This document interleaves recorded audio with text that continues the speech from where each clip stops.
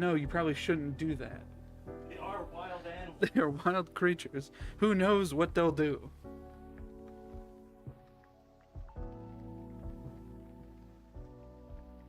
And we're live. Cool, my address.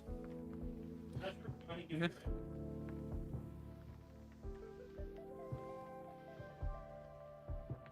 Aeon's in it. Start popping these bad boys. Popping those bad boys.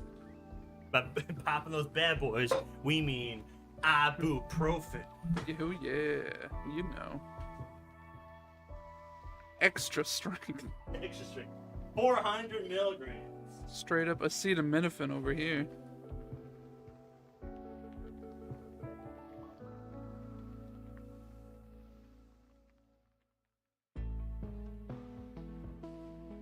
Don't even talk to me until I've had my acetaminophen.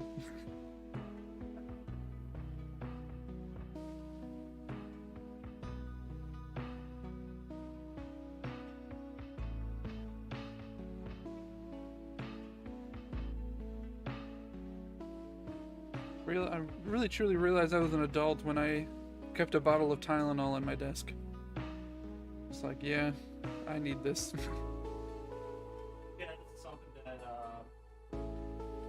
I'm going to need to get through today. just every morning, have my orange juice and Tylenol. Yummy.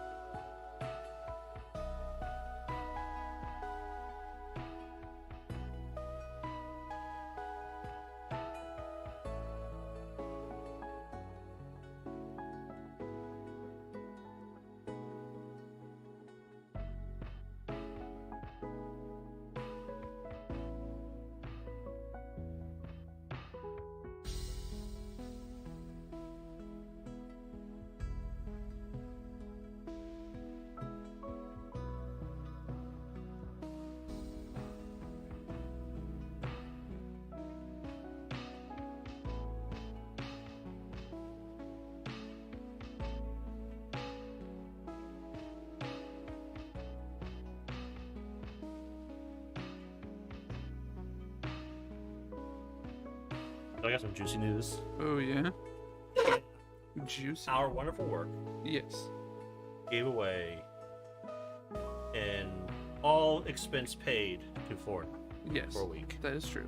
Right? You remember the drawing. I remember the drawing. I remember I never put my tickets in, and I have a bunch in my cabinet. And I can't turn them in because they're year specific. Oh, are they year specific? Yeah, so watch out. I didn't know that at the time. But then I saw the new ones have the year on them, and they said only put this year's ones in the new ones. And I'm like, oh, well, that's great. I have like 10. So it started out that they got there and the rooms weren't booked. And this is place is $2,400 a week. A week. Then they get the room. It is barely large enough to fit the bed. Like, the bed barely fits in this hotel room. So this person that went paid out of pocket $400 to get a room that's not just the bed. Then, on top of that, the only places around, because I think they might be stuck on the resort, I don't know, sells like $12 bottles of Fiji. And then they go out to lunch. They drop $100 on a glass of whiskey, a burger, and a salad. Is the company not paying for food? They were told it was all expense paid, but it has turned out to be no expense paid. That's So me and some of the others of our coworkers are like, hey, save the receipts and turn them in and be like, look, especially if you can find where it says all expense paid. definitely go in and say, hey, look, we were told that this is all expense paid. Yeah. Here's my receipts. Mm-hmm. Here's a proof that it was all expense paid. That's definitely was my impression. Yeah. Right? You go and you get a free vacation. Mm-hmm. That was like the whole thing. And you don't really have to pay much out of pocket. Yeah, like I figured drinks. Right? Yeah, like alcoholic drinks. Yeah. And any drinks you want to do outside of group functions. Mm-hmm. But I figured, all right, group dinners would be paid. Group activities would be paid. Oof, just yikes. A big yikes. Yeah, I felt kind of sketched out about it. Part of the reason I didn't put my tickets in, 'cause I was like, I'm not sure I trust. I didn't think it'd be like that, you know. But I was like, a company like vacation. Sounds good on paper. Well, it sounds good if they're like, we're gonna pay for you to like go on your own vacation. That's sounds good, but it's like, oh, we're gonna have like a company. Oh, a company outing That that's is also a vacation. Like we're gonna have a company outing in Florida. We're gonna pay for everything. You're gonna chill with the CEO. Was he there? Yeah. It's trip to Florida. Of course, the CEO is gonna Well, be at there. least, well, 'cause I was like, if it was like a Firefest situation, where he was like, I know this is about to go bad. Oh. Shit's about to hit the fan. I am. Oh, guys. I'm feeling sick. Can't make it. I'm sorry. Oh, I break these into piles. Okay. That's funny.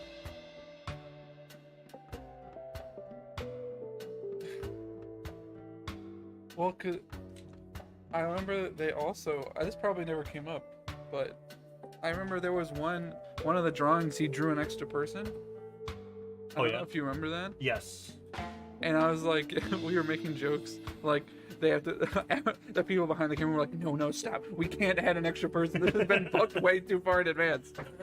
He's like, let me just draw an extra one. No, what are you doing? Actually, I think it was for this trip. It was for that trip. Yes. And so, I don't know, part of me is wondering, wait, maybe that messed things up because they had to, like, make it so there was an extra room, and they were like, well, we can't do what we were gonna do. Yeah, it was just telling some dirt that at our wonderful company, they had an all expense paid vacation for some employees who wanted drawing. Mm-hmm. And it turns out not to be all expense paid. Ooh. And it's at a very expensive resort in Miami. Ooh. Yeah. Ooh, indeed. Mm-hmm. Okay. Probably have to reorganize these here once we get more together. My boss is mad at me because I misinterpreted something to mean something else. Misinterpreted the rules. You had misinterpreted something. Yep. Why would you do that on purpose? Oh. What did you misinterpret? So they said one thing changed Mm-hmm. on this drawing, Mm-hmm. and I thought it was a different thing that changed than what they were saying. Uh-oh. You made an oopsie? Made an oopsie. He made an oopsie doodle. Were you able to fix it? Well, yeah. It's just that they wanted it done by Friday, and they can't. And it wasn't done by Friday. Right. Well, it wasn't my fault. I had it up there on Wednesday, and they Well- never look it over. Sounds like it was 100% your fault. Come on, John. Yeah. And so, like, your boss was being a Karen. Well, to be fair, she got a 1% raise this year. That's more than I got. Hmm. I think the max at our company was 3%. I got a 5%. With what's inflation right now? 8 point something, 9%. Over the year, it's been about 5%. And now they're like, oh, by the way, we think we're heading towards a recession. Yeah. It's like, oh, cool. Yeah.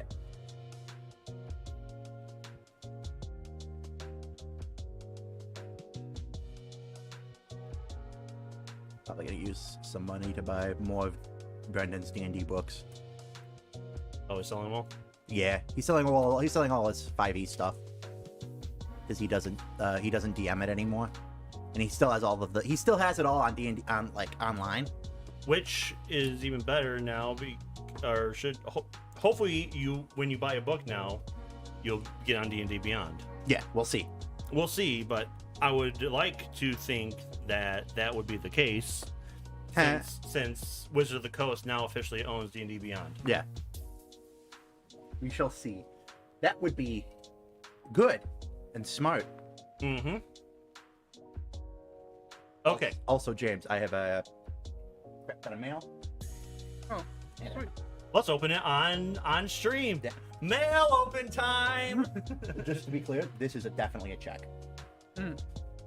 I think it's when you canceled the homeowner's insurance. Ooh, legal documents. So they gave you like what was left because you usually pay by like every 6 months. Mm. They probably gave you what's left of the month. So. Just to let you know, and there's junk mail in there too, probably. Sweet. But I don't sort through it. I just look at everything and it says James. Mm-hmm. Put it in a pile. If it says John or current resident on there, well, if it says James or current resident or John or current resident, that's just junk mail. I just throw that out. Yeah. Mm-hmm. All right. Because Oh yeah. It's like, oh, if it's for me or Anybody. anybody, it's me or anybody else. that is clearly Important. junk. Yes. We'll see, because it said John or current resident, not John and or current resident. So because I am John and the current resident, it's a no. Yeah. Mhm. No. No, sorry. Did you? Is that the same mic you used last week? I don't know, but it looks like it's bouncing like it's the same mic I used last week. Just tap it. Just tap it.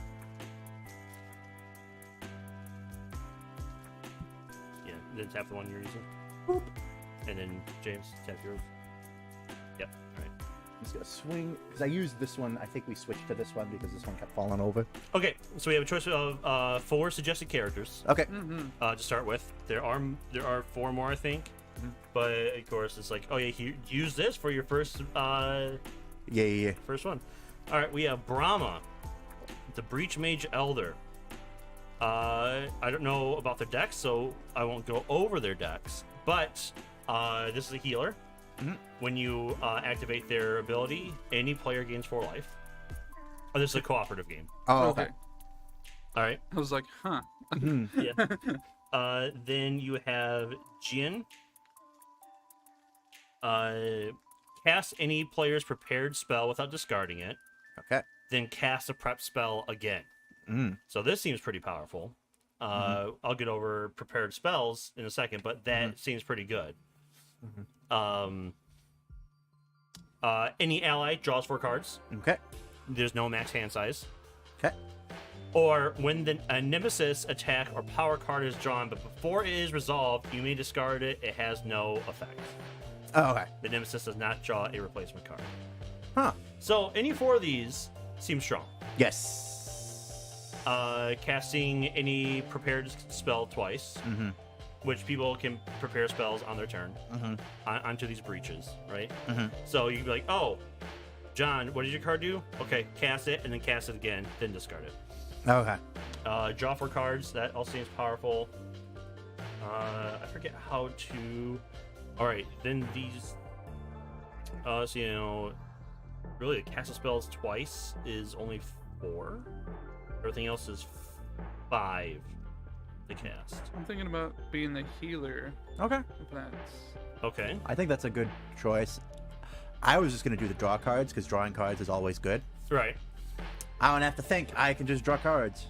Alright, so I don't know this Nemesis deck. Yeah. But this is a toss-up between the two. Cast any prep spell and then cast it again, or just discard the Nemesis. You know what? Let's go for the offensive. Cast prep spell and then cast again. That's offensive. And Adelheim will just go back to the box. Sorry, Adelheim. You are the weakest link. Goodbye. Goodbye. It seems, we got a pretty good mix of like All right, James. Party member. Give everyone 10 life tokens. They are the blood. The blood. Let's do a 5 and 5 ones. Yeah. And then everyone gets a player token.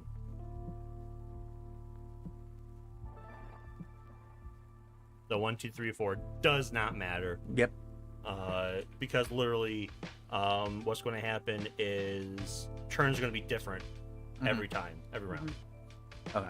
So it literally just someone can have 4. It does not matter what number you are. Okay, 4. just toss me one. It doesn't matter.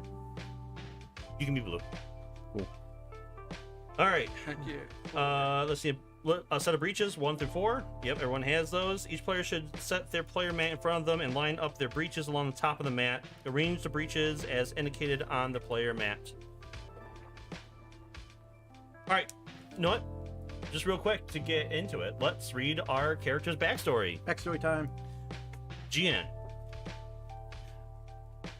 Father died. The orb. I took it in my hands, and then quiet was upon me. Orphan. Then the mages. I learned the sister words, the spark, but never spoke them. Like Phaedraxa, I see. It changed me. There are many worlds. The nameless are a scourge to all. So, war. Once I was born. Soon I will save them. Then become nothing.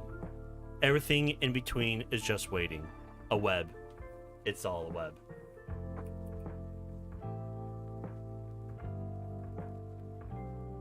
A haiku by Gian. A haiku. Not a great haiku. No. I guess I'll go. I have considered reading this in an old woman voice, but I'm not gonna. Conclave. You know how all old women sound? Yep. My conclave. My conclave of sisters is long ago gone, all of them ash in the world above. I do not remember their names, only their faces and the brightness in their eyes. Their songs fade in the gray shadows of my many years, and I alone can still hear them. Only Gravehold is more ancient than I. Yet somehow I endure. This city looks to me for guidance, for I have walked a long, wearisome path to stand before them. This is my duty, my burden, my privilege. It was I who counseled them to collapse the mouth of the cave. Bless you, it says, actually. Oh, It's wow. crazy. That's Crazy. wow. Bless you, Darren. Whoa. I am burning this game. This is... Burning it. And now there's your social security number. Huh. Weird. It's writing as I go. To entomb us here.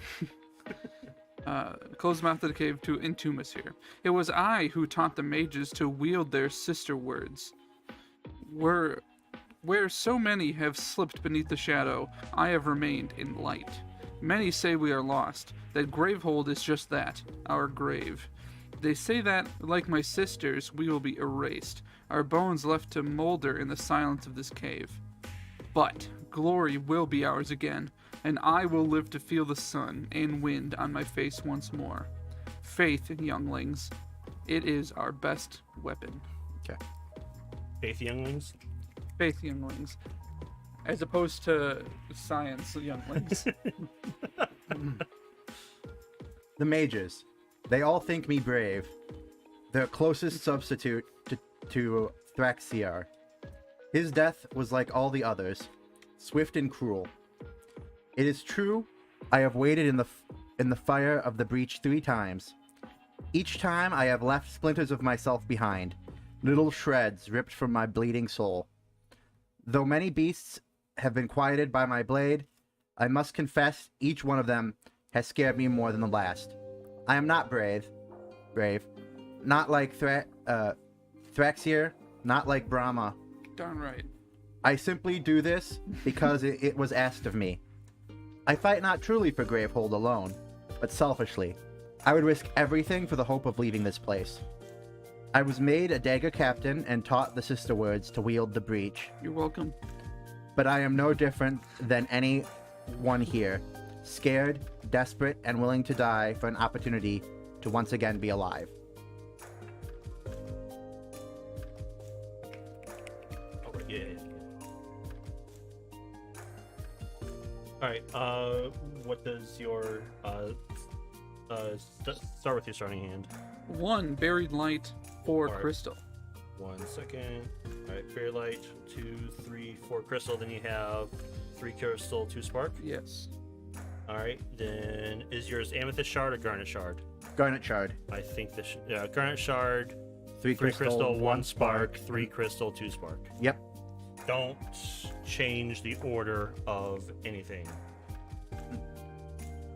I'm just gonna leave it. All right. So starting hand, of course, is your starting hand. Then,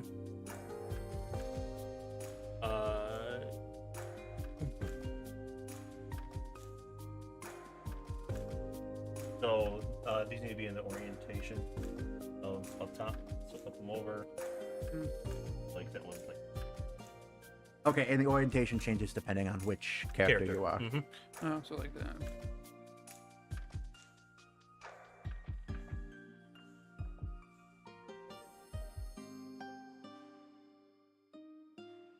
Use turn order cards. Start the turn order deck by following the instructions listed on the lower left-hand corner of page 8 of the rulebook. If you're playing 2 or 3 player game, remove the top 5 cards of the Nemesis deck. All right, I need to remember that. And the turn order. There's 2 turn order cards for each player in the deck. So 2, 1. I have 4. John, you have 3, right? Player 3? Yeah.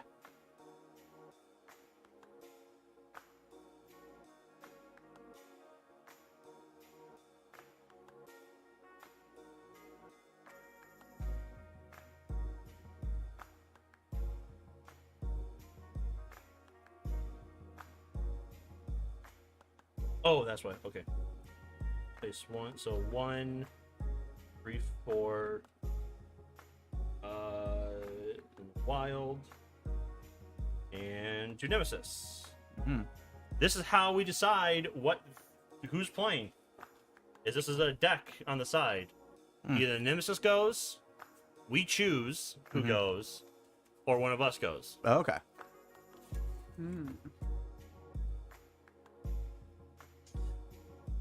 Using turn order cards, start the turn deck by following instructions. Loading a card, give each player a reference card. Turning remaining player cards, turn order cards, and reference cards to the box. So this, to the box. This, to the box. To the box. I think it can be thrown away, but. Alright, then finally find the Rageborn Nemesis mat. Alright. We will be fighting Rageborn. Okay. Whoa. He's a dick. Maybe. This war has waged for aeons now. Roll credits. Did it. So long that it is all we know. Our children learn to hold a blade soon after the first words are uttered. With each generation, the joy in their faces and voices diminishes. Every instinct sharpened to a single word: survive. Maelstar believes the Nameless waited for us to become worthy foes before seeing their champion, the one we call Rageborn. It is their executioner, here to quicken Gravehold's end. Never have I seen such anger, all of it reflected into the dead eyes of the rabid beasts it commands. When the breaches open, the beggars in Chasm Walk shout above the city bells, "The end is near! The end is near!" And in my hollow heart, I know the truth of it. The end was here since first the Nameless came. We only have prolonged it. Cool. Cool. Then I need all the Fury tokens. I just need the ones with his face on it. Well, actually, they're all the same. Yeah. I guess they all need. Yeah.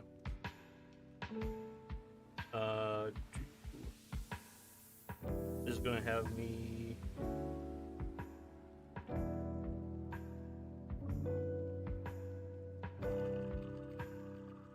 How's your week, John? It's been okay. Just okay? Yeah. We got yelled at work. That was only the end of the week. I keep on getting talked to about positivity. Come on, Darren. Shape up. I would throw Oh, someone I'm out. sorry. I'm sorry. They were I was being voluntold that I was gonna be put on a 24/7, 365 on call, and I was like, no. Mm-hmm. Yeah, I think that's actually against labor laws because they're not paying you any extra. Oh, labor laws in the United States? What? Protectors don't have any. Workers don't have any protections. Come on. Come on, John. Open the deck that has stop C sign. Yes. The top 6 cards near the top of Nemesis. I was told, like, you need to increase your positivity. I would throw someone out a third story window. Yes. It's like, I did. Yeah. The cops are looking for me, actually. We need to wrap this up quick. Yeah, come on, Snap. I can't stay in one place for more than a couple hours.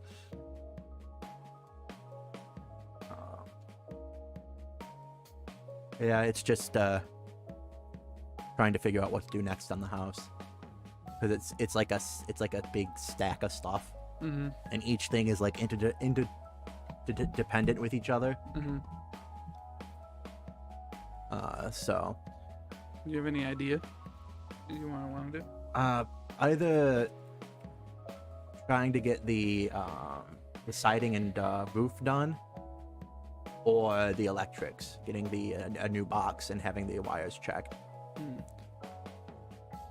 Because I do need to get one, because one, we're like pretty much out of space on that one, because it's only 60 amps, while most modern places run on 100 or 200 amps. That is a fairly big difference. Yep. And I need one for the water softener, because there's no like plug to plug a water softener in the back in the furnace room, Mhm. where the water comes in. So Oh, you're gonna soften the water? yeah, It's probably a good idea. yeah. What, you don't want to have to keep cleaning calcium off of all the faucets? No. Well, also because I want to get a fridge that has a water dispenser, Mhm. because I want to get a water filter for it. Yeah. But if I do that with hard water, it's just gonna damage the fridge. Right. It'll just destroy the fridge. So It'd be nice to have a nice fridge like that with an ice maker too. yeah, Maybe one day. maybe one day. All right, flavor text time. Whoa. This isn't the end of the world. It's vanilla. That already happened. This is what's left. Us, Gravehold, and the Nameless. Creatures seeking to snatch what little we have left from our grasp. The breath in our lungs, the weak light in our eyes. For generations we have taken refuge in an ancient and haunted place. One whose first purpose was forgotten for 1,000 ages. Until our exodus once again filled its empty halls and hovels with our shadows. Here in the darkness, we seek a way back to the light.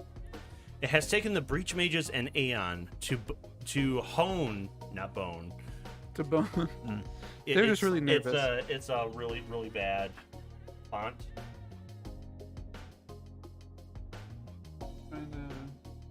Oh, yeah, that does look like bone.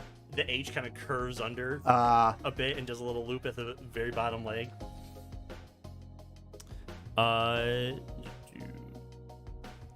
It has taken the Breach Mages and Aeon to hone their dark craft, but they are ready. They are lethal. The Breaches, the very conduits through which the Nameless travel, have become our weapon. The Breach Mages wield this power with undeniable ambition to survive, to take back the world that was, to protect our home. Nerva Gravehold Survivor. Aeon's End is a cooperative deck building game where your deck is never shuffled. You never shuffle your deck. All right. Okay. Your goal is to defeat the Nemesis before your home Gravehold is overrun or the players are exhausted. Each round, the players and the Nemesis will take turns in a random order. During a player's turn, they'll be able to cast spells, acquire additional gems, relics, and spells from the supply, manipulate the spell casting breaches, and use their unique abilities. All 4 of the different nemesis included in the game are unique, and the actions taken during their turns will require different strategy to be defeated. So, this is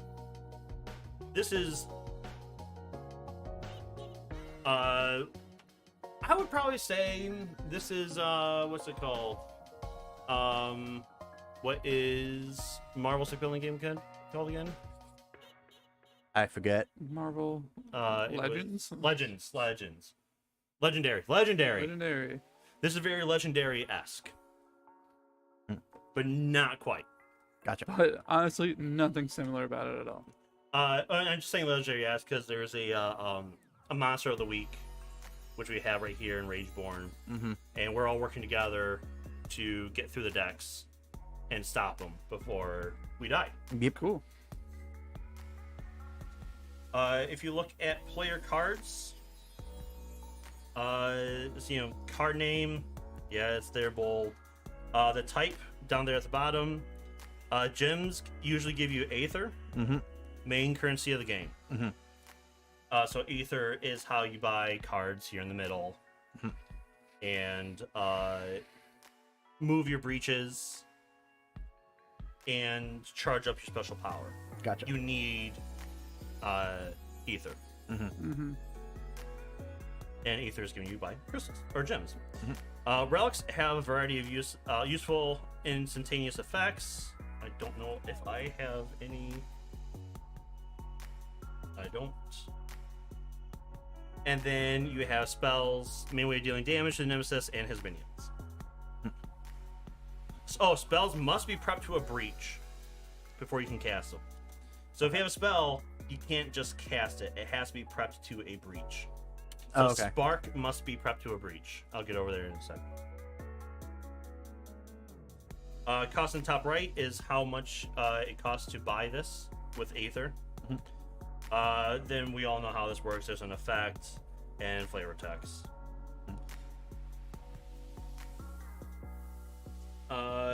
Nemesis mats, they have an unleash effect, which this unleash effect is he gains 1 fury token. Additional rules. When Rageborn strikes, resolve the following in order. Draw a card from the strike deck and resolve it. Shuffle that card back into the strike deck, and Rageborn loses 3 fury tokens. At the end of the Nemesis turn, if Rageborn has 4 or more fury tokens, it strikes once. Oh, okay. There are... Oh, yeah, his difficulty is probably... Oh, it's a 2. He has 2 difficulty. And he has 70 starting life.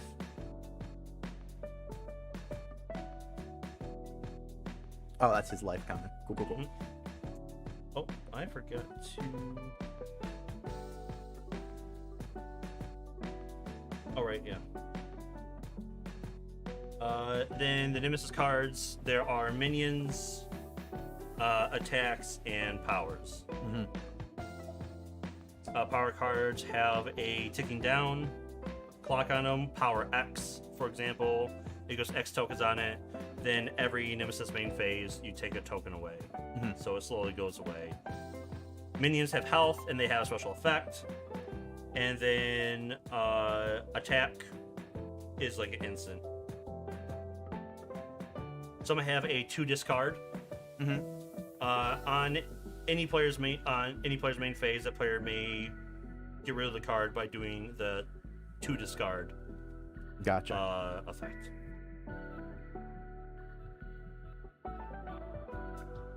Alright, the player mat, build starting hand, a deck is shown on the player mat. Cards should be in the order shown, with the leftmost cards being the top cards of their deck, and the rightmost cards being the bottom cards of their deck. So your starting hand, of course, doesn't matter, and starting deck is actually the inverse of what I was given. So it should be 3 crystals on top, then 2 spark on bottom. Yep. Yeah, so spark down first, and then 3 crystals on top of those. At least that's what I am assuming, because... That sounds right. Hey, that's on top, right? Mm-hmm. Mm-hmm. It doesn't say when facing it. Each player reaches one type of breach shown on their mat. Yes, done. We start with 10 life. And set the Gravehold life dial to 30. 30. 30. 30 John, isn't that your age? is my age. Mm-hmm. Whoa. Also my age. It's not my age. What's my age again? My age again? Oh, 30, probably. Called your mom. Just called your mom. I just noticed to play Andy. against. Calling your mom. Calling your mom. Calling your mom. It went to voicemail. Mm. Mm. Hung up on your mom. Let's see. We already went through. It says it didn't want us to do any setup of the Nemesis deck. And then supply piles are the players' cards that can be gained during the game. And we set it up in accordance to The law. the law. Law. The law.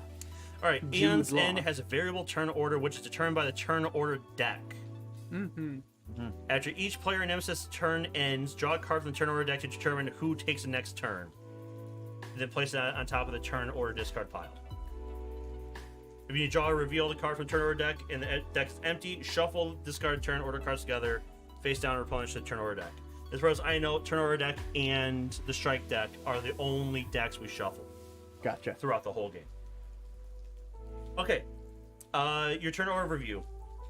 First is casting phase.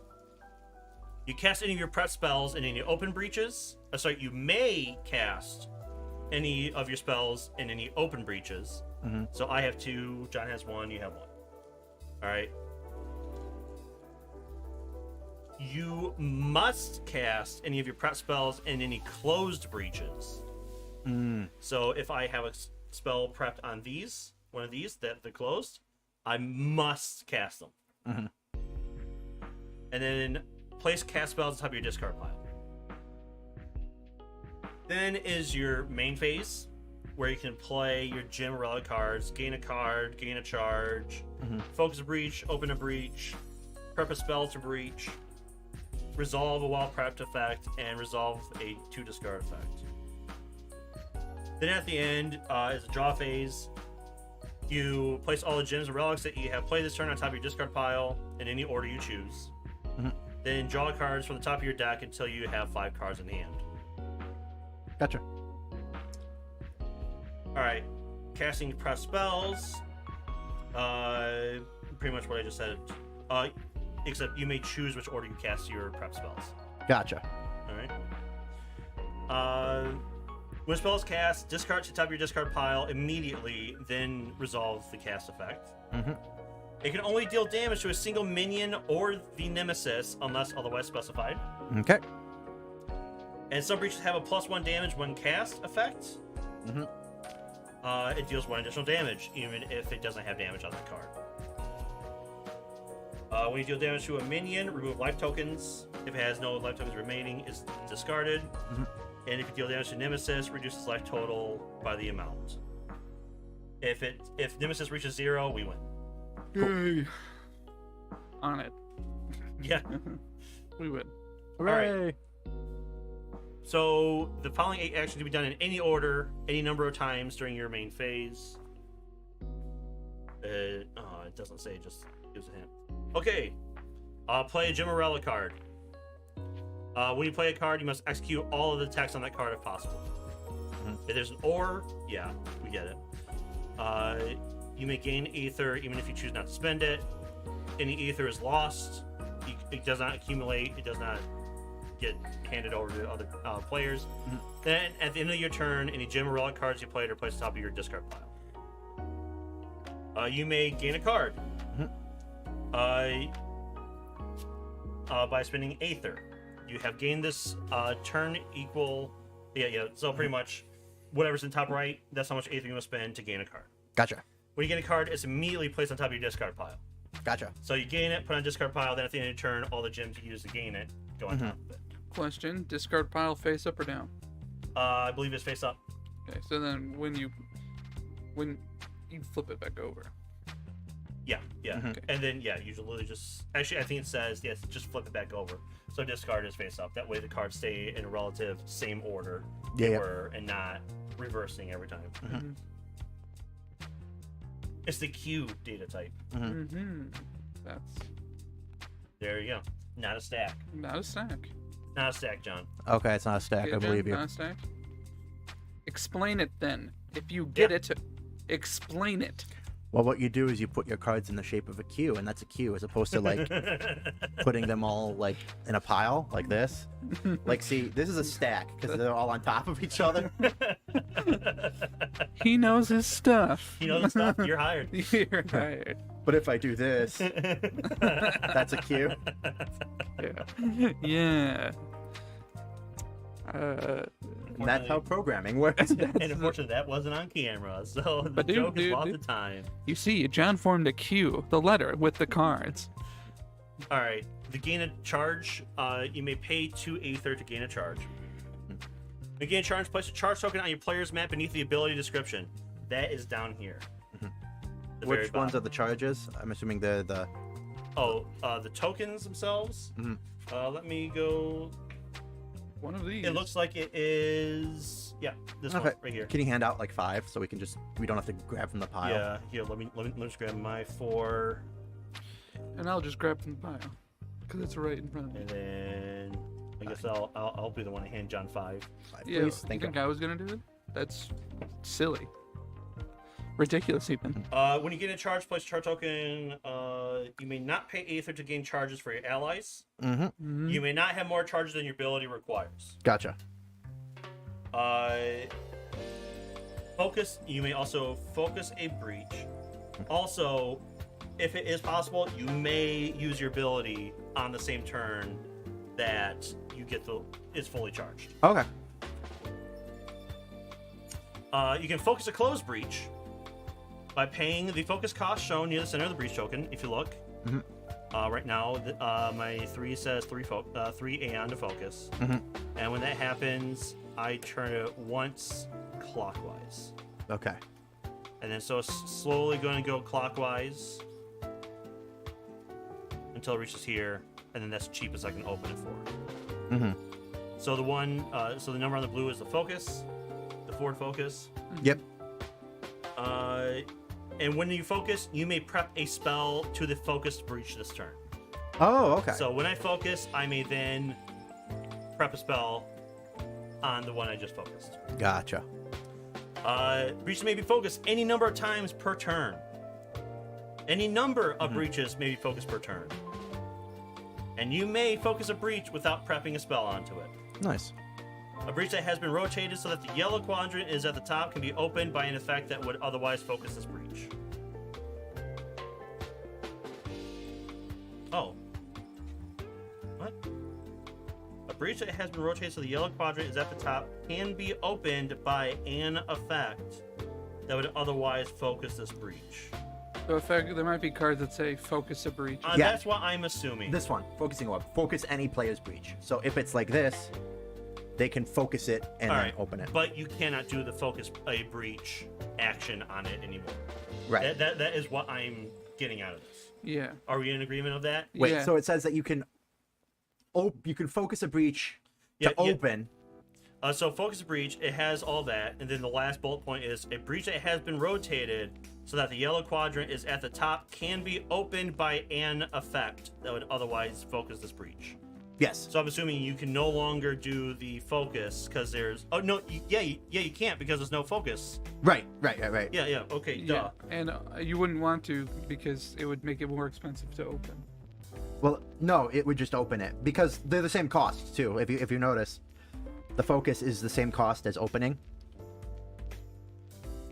at its base. Oh, I did not notice that. Yeah. What I'm trying to get is see how it says like open, like here on the Oh, I'm assuming you come. Number 5, open a breach. You can open a closed breach by paying the open cost currently indicated on the top of that breach token. The open cost decreases each time you focus the breach. So 9, 7, 5, 3, 13, 10, 7, 4. So you are spending more if you focus it, Yeah. but it's a lower target to hit that you have to hit. When you open a breach, flip the breach to the open side. Open breaches stay open for the rest of the game. A spell can be prepped to a breach on the turn that the breach is opened and any subsequent turn. So you can just prep spells to open breaches anytime you want. Nice. Number 6, prep a spell to the breach. Yeah. To prep a spell, play a spell card from your hand onto an open breach or closed breach that has been focused this turn. Only one spell may be prepped to a breach at a time. You cannot prep a spell to a breach that already has a prep spell. You can only prep spells to your own breaches. They can be cast during the casting phase of that player's next turn. Okay. So you're prepping spells now to cast them on your next turn. Resolve a while prepped effect. You can use the effect of any of your prep spells that have a while prepped effect that is specific to the main phase. Such effects may be used the same turn that the spell is prepped, or any subsequent turn if that spell is still prepped. So while prepped effects do not occur on the main phase. Do we have any while prepped? While prepped during your main phase, you may spend 2 to cast any player's prep spell. All right, there we go. And so you can do that while it's prepped. And it can stay prepped for as long as you want it to. As long as it's on an open breach. Because I believe if it's a closed breach, you must cast it. Yeah, I believe you're right. You must cast any of your prep spells on closed breaches.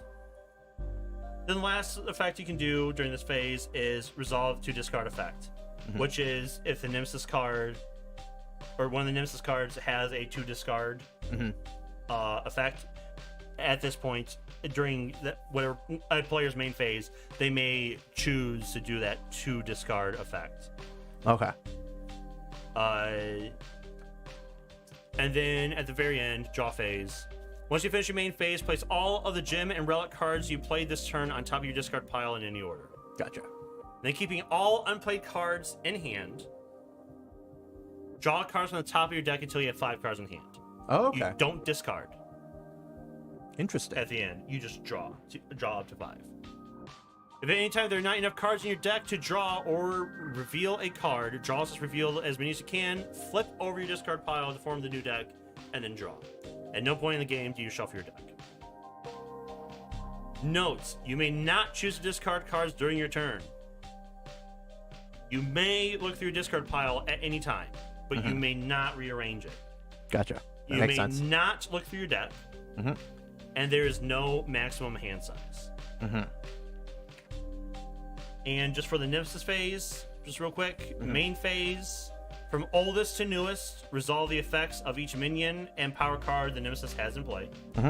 So I guess we'll oldest here, newest will go over Yeah, here. that makes sense. Just however we want to do it, and I think that'll work. And then after that, then you draw a card from the Nemesis deck. Boom. Boom. If it's an attack card, resolve its effect immediately. If it's a minion or power card, place it into play with the appropriate number of life or power tokens. Resolve any effects that say immediately on the card. The rest of its effects will not be resolved this turn. If at any time a player's life is reduced to 0, that player is exhausted.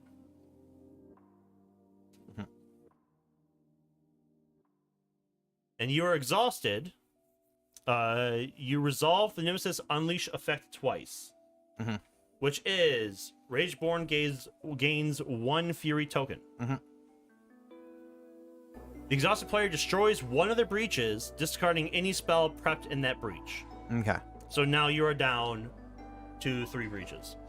Destroyed means like it's gone. It's gone. It says the destroyed breaches can be returned to the box. There's no way to regain. Gotcha. Destroy breaches. Then the remaining breaches stay in the current positions. The exhausted player discards all of their charged tokens. The exhausted player continues to participate in the game as usual, with the following exceptions. You cannot gain life. Oh, okay.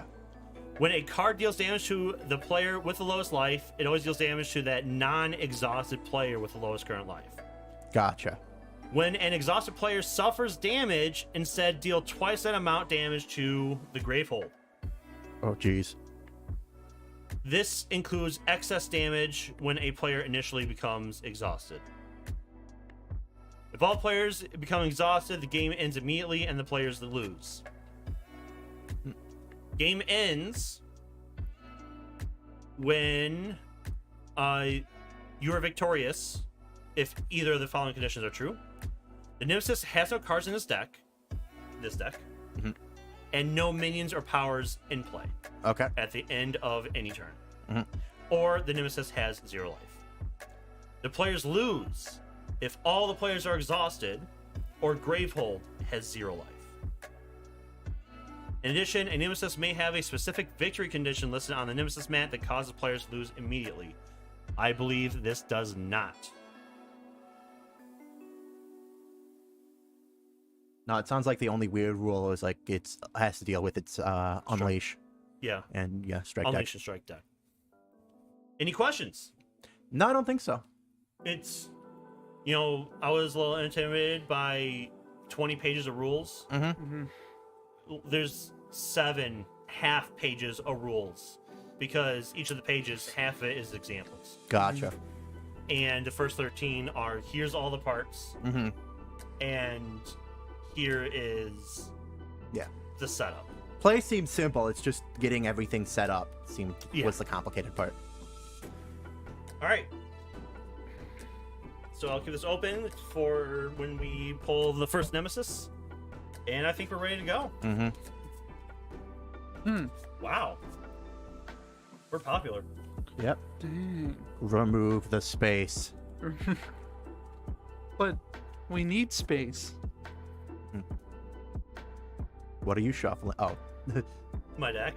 Yeah. No, Gary, no. All right. Ooh, instant lose. Instant lose. Okay, let's see who goes first. Of course. Number 4. James. So, question. Fuck. How do you play? Yeah. How does one play? So, spells. Spells must be prepped. So, like, I'd be like, Yes. You may prep to any open breach at any point during your main phase. yeah. And then I can focus. And then you can focus and then prep on a Focused or a closed open. breach. Yeah. Cool, You can cool. focus to prep on a closed breach. Always prep on an open breach. And, Closed breach must be played the next turn. Open breaches may be played the next turn. and then if I remember correctly, you don't have to play everything because Nope. you're not discarding your whole hand. Correct. So if you just wanted to do that, you I mean, you could. I could. technically you know what's next. So therefore you'd be like, well, I'm gonna have 5 crystals next turn, and I want that Mage's Talisman.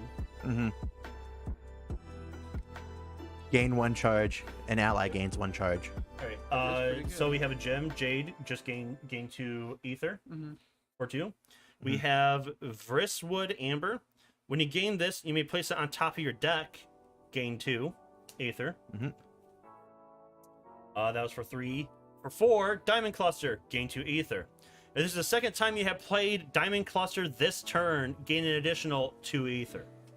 So the more of these you have, the better it is. Then for 4, we have Focusing Orb. Focus any player's breach or destroy this. Gravehold gains 3 life. Also, we are not allowed to have... Neither us nor the Nemesis is allowed to have more life than we initially started with. Gotcha. Yep. Focus any player's breach or destroy this. Gravehold gains 3 life. Mage Talisman, gain 1 charge, and any ally gains 1 charge. And destroy means like remove from the deck. Yes. Question. Something I missed in the rules. What do charges, like, what are we using them? Down here. The It charges. is put them- for our ability. Oh. Once this is full, we can remove them all and use the ability. Okay. For 3, we have Spectral Echo. Echo. Cast, deal 2 damage. You may destroy a card in hand. Don't I read these bottom ones for you? Sure. This one is Essence Theft. Cast, deal 3 damage.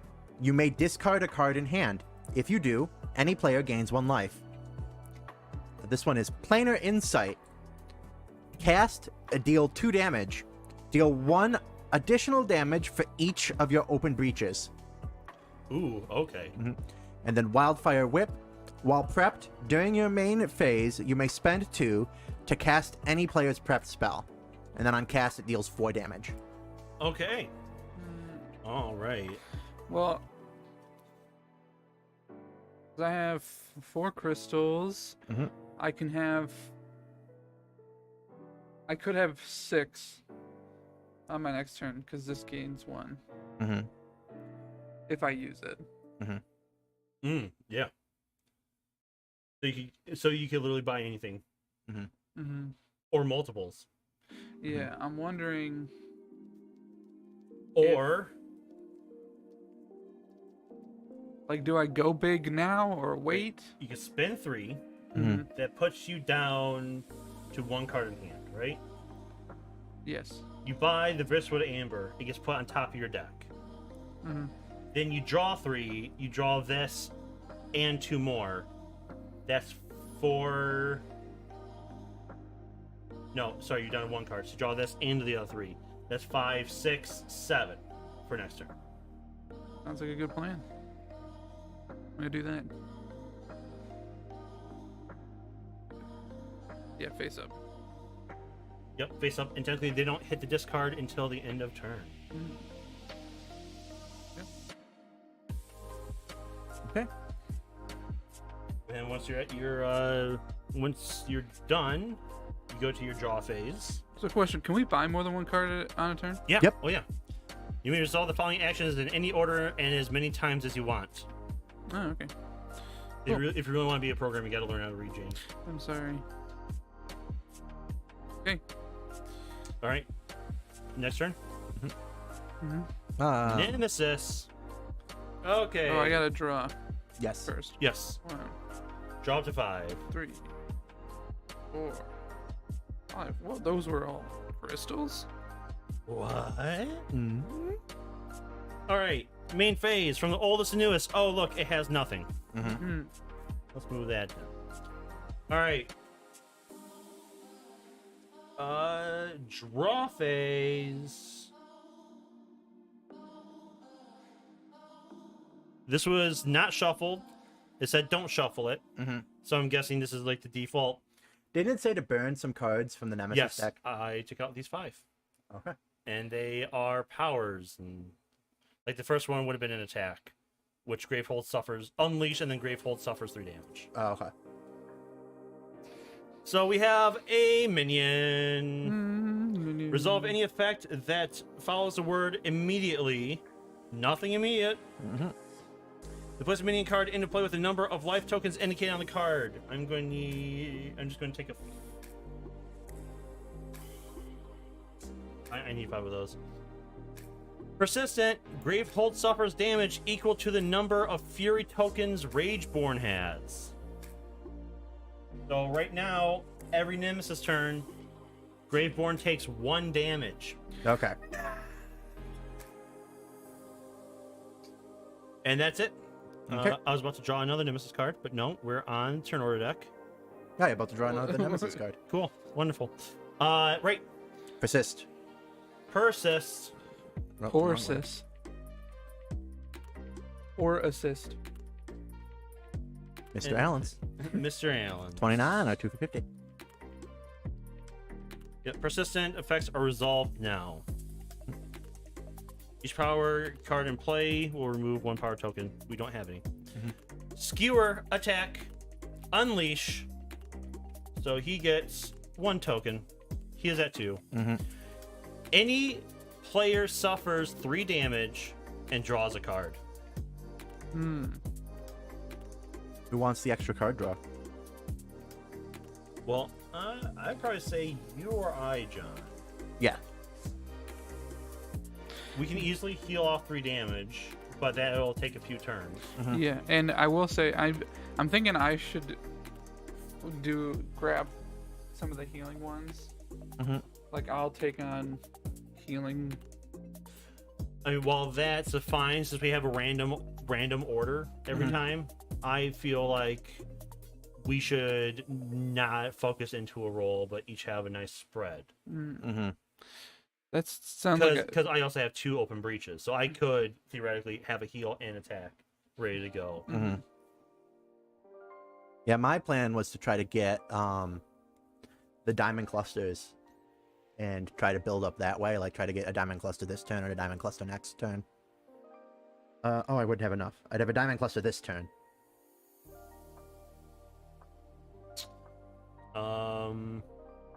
Because I technically have 4 in hand right now. Same. And I have 2 damage in hand. Next card is a crystal for me. Is the next card also a crystal for you? Yes. The next cards are 3 crystals, so.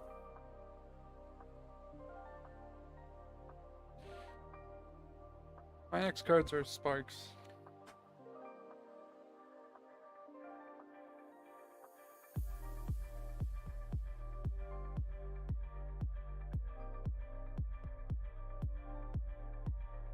It doesn't matter to me, John. I'll take the damage, because Alright. then I'll just get a Jade and a Spectral Echo.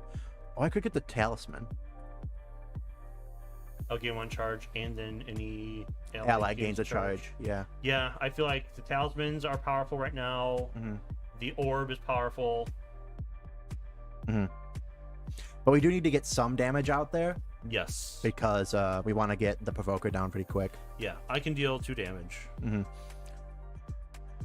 Okay, well, I'll take the 3 Okay. for now. Draw a card. Yep. Oh, wowie zowie, it's a crystal. All right. It is my turn. So I have Moonstone Shard, gain 1, gain additional 1 that can be only used to gain a gem. So that gives me 4. Oh, so it might be with you trying to grab the diamond clusters, try to get that engine going. See, because I don't know if the engine works, because it's if it's the second one you played this turn. So I guess only one of them would be 4 if you get 3. Yeah, I guess so. Yeah, it would be 2, 4, 2. Yeah. Because it's not 2 or more. It's just if this is the second one. If the second one, yeah. I'm kind of thinking, because I have 4. Next turn I'm going to have 3. So I could either go with the amber, get a couple more, or I could go an orb. And then the orb will be at the top of my deck.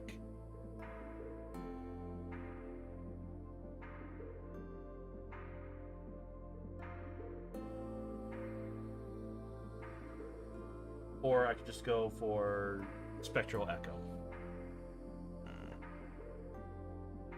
But no, I can't. That's a relic. I only have 3. Relics. What can you get? Gems? I could get gems. I could get 2 jades. I mean, that would help your cost engine pretty quick. Right. Because I have 3 or 4 if I'm buying a gem. So you could get 2 jades or the diamond cluster. I don't think it's worth you getting the amber, because then you're just gonna have 1 left and it won't matter. I think I'll just go with 2 jades. And then next turn I'll start picking up the Spectral Echo. Yeah.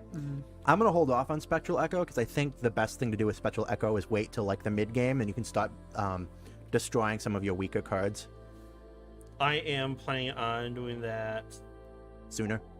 Get rid of the 1s so I keep the 2s. Yep. Get rid of the regulars to keep the jades, and get rid of the get more Spectral Echoes, because I mean at worst that's just a strictly better spark. Right. All right. Okay. And then we have 3. Okay, my turn. Alright, first thing I'm gonna do is prep a spark. Then I think I'll just keep all of the jades in a line. I'm gonna go get some drinks. 3, 4, 5. Yeah, I'm gonna get the Mage Talisman for 5. And that goes in my discard pile, correct? I believe so. Yeah, I believe it immediately hits my desk. We'll double check, but I believe it immediately hits my discard, and then these would hit my discard. Mm-hmm. In any order, I think. Yeah, in the order I choose. But I'm trying to split it up, like, because Garnet Shard's a little better than a Crystal, because it can, I gain 1 or cast someone else's, like, cast any player's prep spell. Mm-hmm. What does your spell do? As long as it's... Any player... Oh, this... Yeah. Deal 1 damage, gain 1 money. Ah, okay. On cast. On Yeah. cast. And we can just cast them. Yeah, when it comes back to your turn, you just cast it. Sick. My question is, like, if I cast it, does that mean it goes into your discard? Because I'm the one who cast it? Or does it stay there? You can cast it? Yeah, Garnet Shard. Lets me gain 1 or cast. I imagine it would just go back in mine. Yeah. I can only imagine. Have you tried Pepsi Nitro? No. I have. How is it? I really like it. So what is Pepsi Nitro? What's its flavor? Pepsi. Oh, So it's what the gimmick is it's not carbonated with carbon dioxide. Oh, it's nitrogenated? It's nitrogenated. So it's not super bubbly. It's Okay. like really smooth. Oh, okay. That's like and it has like almost like the head of a beer when you pour it out. Oh, nice. But it's very polarizing. Really? Because some people think, and it makes sense they think this, that it tastes flat. Because it doesn't really taste like it has bubbles. Right. Because it's smaller. Yeah. But I really like it. And almost for that reason. Yeah. Like it's almost a little less sweeter. Less sweet? No, sweeter. Sweeter? Oh, okay. Because you don't have because CO2 is kind of bitter. Yeah. So you don't have that. And I wonder if they pull back the sugar content on a nitro to keep it more balanced, because you don't have to add like as much sugar to get the to punch over the bitter of the carbonation. Yeah, I wonder. I haven't compared, but yeah, and I mean, because it then it's like the texture is almost different. Like it tastes like thicker. Yeah, because I bet the bubbles are like, I think there's smaller and there's more of them. It almost tastes creamy. Isn't that? It's almost how from what I can tell, from what I remember, is like a cider, like a hard cider or like a beer. It's not like super bubbly. Yeah. Well, also you have to remember a lot of ciders and beers are carbonated. They're not nitrogenated. Yeah, but that's like how my perception of them is It's not like a pop. Yeah, yeah. You know something I've been thinking of buying recently? Yeah, a rice cooker. I've thought of that. Yeah, that might be a good idea. Yeah. It's just that my kitchen is gross nasty. Right. And I wanted to wait to cook in it until like I got new countertops and new what do you call them? Cabinets and stuff. I'm fine with the stove. The stove is old, but I think it's it's not dirty. It's clean. And I bet the countertop is clean because we bleached it. Still, like, it just gives me the icky vibes. Good try. But yeah, that might be a while though. Yeah. So you get to do that. Yeah. I'm debating whether what I should do is like come here like Saturday midday and do meal prep for a week. Just use their stove and stuff and then put everything in containers and then just reheat it, because I was gonna wait to buy a microwave until I got an over cabinet, but I caved and bought a microwave, just a little one. Yeah. Just because it was getting to the point where it was like, I really have no choice but to eat fast food every day, Mm, and that's really unhealthy and expensive. very true. So I was hoping to try to cut back on that. It's hard. I've been really struggling trying to eat healthier. Yeah. But I think if I like come here with food to prep, that forces me to like at least prep it. Mm-hmm. Was they cooking here? Yes. Yeah. Because me and James are thinking, because I've been watching. I'll look at it on that. Like I want to do food prep a while ago. Yeah, and then nothing. Yeah. Well, I said, oh yeah. That's like. Yeah. And then nothing came of it. Mm. But I've been thinking of getting a rice cooker. Oh, okay. Because I've been watching a lot of. Have you seen Uncle Roger online? No, I think I've heard of Uncle Roger though. Yeah. Where he does, he reviews people cooking like Asian cuisine badly usually. My favorite is of him reviewing Jamie Oliver's fried rice and how bad he does. Mm-hmm. It's really funny. The one thing he uses pre-cooked rice, like pre-packaged cooked rice. Oh yeah. Yeah.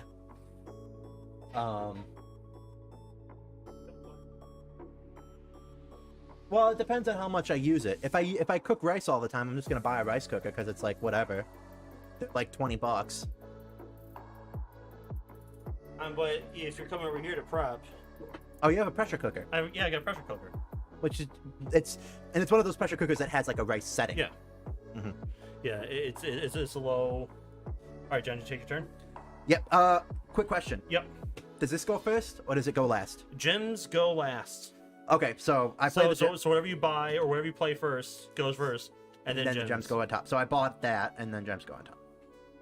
Also, when it says like cast any player's prep spell, that means that would go into their discard pile because I casted it, right? Yeah, you would cast it, and then it would go into the Okay. discard pile. Okay, sounds good. All right. Wild. Yep. Draw your last card. Mm-hmm. Oh, I didn't notice that there was a deck in discard. All right. So it's wild. Wild's person's turn. We choose. On my turn, I could deal 2 damage and get another 2 set up. Yep, I could deal 1 damage. Get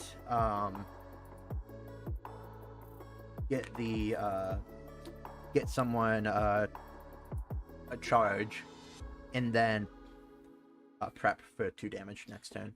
And I can deal 1 damage and spend 7 monies. I'm actually leaning towards letting Darren take another turn.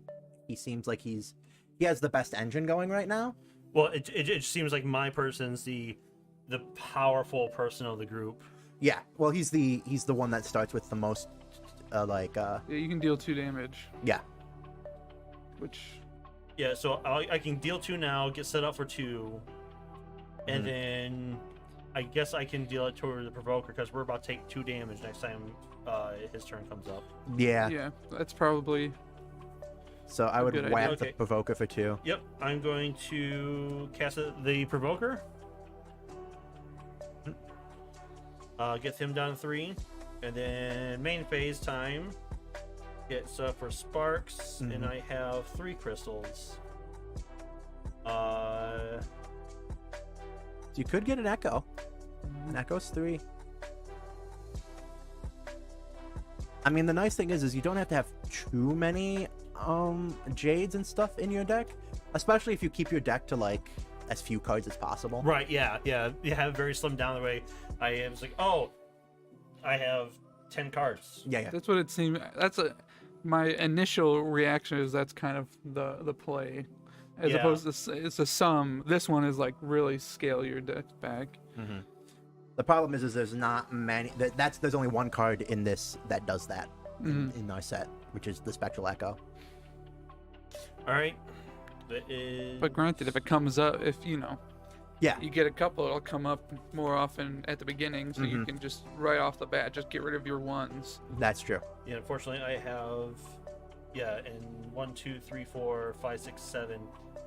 I have 7/8 for next turn. So let me just shuffle these real quick. I asked John. I'm assuming the answer is no, but have you tried Pepsi Nitro? I have not.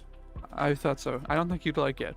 What is it? It's Pepsi, but instead of carbonation, they use nitrogen. It's It's a nitronized carbo. Okay. Nitronized. So it's like really not. It doesn't taste bubbly. I'm trying to get those two Nemesis broken up here. Which I really like, but a lot of people, it's really polarizing because a lot of people say it tastes flat. Well, it tastes different because Guinness. Guinness is nitrogen. It actually has a little plastic ball inside of every Guinness can. We pop it open, it puts nitrous nitrous oxide into the engine Does of the it put nitrous, or is it nitrogen, or is it like just like a nucleation spot? nitrogen. Oh, nitrogen in the. How do they pierce it? I think it happens when you open the can. Oh, so it's like on the tab when you open it, I and then think it so. drops. Yeah. I don't know Okay. if it's like the same mechanic, but I know it's something like that with Pepsi Nitro. It's Oh, is like there a little it thing in the happens bo- when you open it. Yeah. I think they somehow mold this nitrogen to the top. That way, when you pop it open, it It pierces it and dumps it down. And I know they say how the preferred way for you to consume it is you open it up and you pour it completely vertical into a cup. Oh, Guinness says let it sit for a couple minutes, and then pour it into a glass. I wonder if that would make it different Maybe for You'll have Pepsi to- Nitro. you'll have to I'll have try to it. try it because I have a feeling it's not going to last very long because of how many people hate it. So I'm gonna need to Yeah. buy them up. No, as you can see, Darren prefers Pepsi Blue. Yes. Oh, sorry. Yep. So I did that too. You already took 2, and now we have a Bane Sire With Persistent Unleash. with Persistent Unleash. With the Force Unleashed. With the Force Unleashed. So he's sending it's either or, because what's the Unleashed effect? He attacks. No, Unleashed, he gains 1 Fury token. Yeah, but Then when at the end of his Nemesis turn, if he has 4 or more Fury tokens, it strikes once.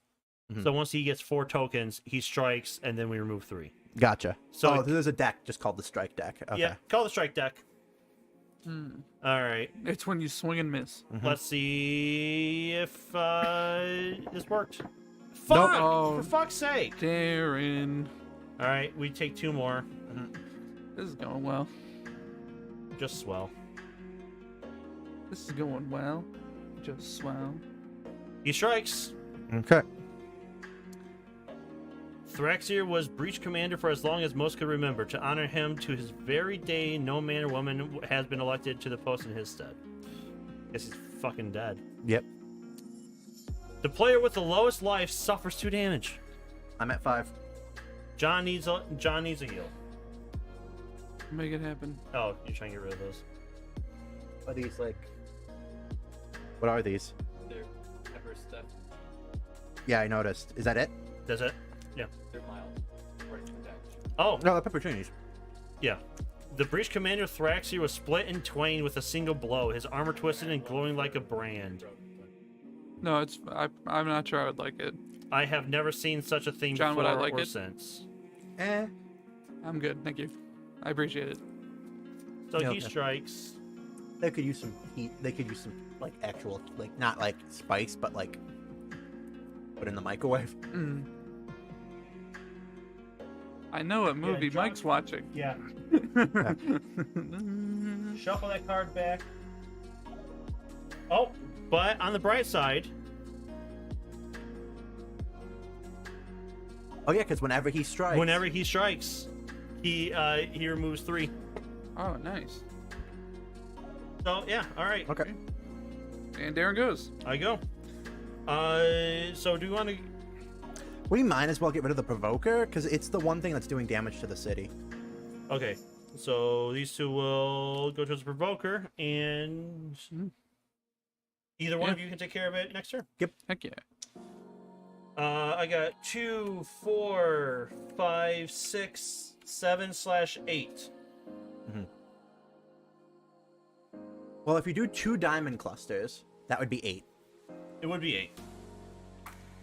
But I don't know if I want to go that hard into those. Wait, so 2, 4, 5, 6. If you do 1 jade, that would be the 2 that gives you that you could use for a gem, and then you still have 6, so you could buy anything else on the board. Right, yeah, exactly.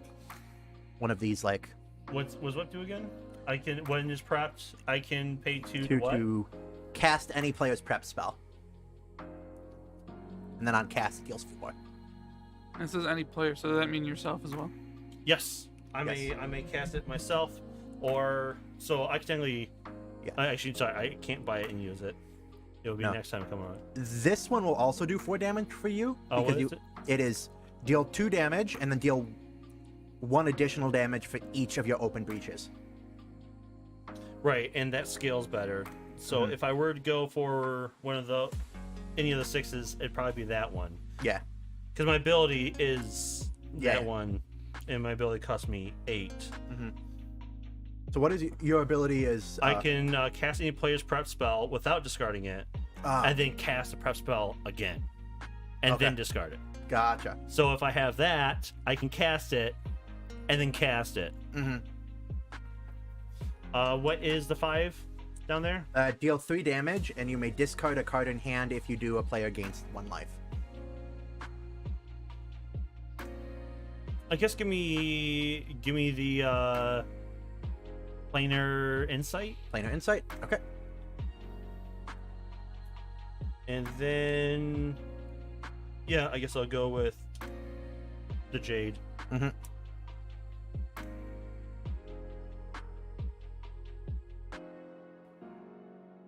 All right, next turn. 4. James. Sick. Do I have the First, your spell goes off. Yep. Spell goes off. Illume? Provoker. Cool. So now I have the buying power of 7. That's 1, 2, 3, 4, Man, this 5, Windex is 6, pretty 7. good. 5, 6, 7. Yeah. What? Ammonia. So I was thinking maybe the Essence Thief and the Jade. Yeah, that's not bad. Which one's the Essence Thief? Deal 3 damage if you may discard a card in hand if you do player gains 1 life. Just either that and the Jade or the Talisman and the Jade. Talisman would be helpful. Because John's already down to 5. That would also be helpful because that strike card's back in the deck. Well, the thing is if with Essence Theft would come online sooner. Because even with me and James working, it'll take like 2 or 3 turns. Yes. What is your ability is cast and cast. Okay. Okay. So if you get that down, I can get mine. Mine only costs 4. Right. So then I can do 3 damage, heal, 3 damage, heal. Or focus. Yeah. Or, Yeah, I could do focus. because it cost me 8 to do that. Right. I could do focus Amber. You could do focus Amber. Or focus Echo.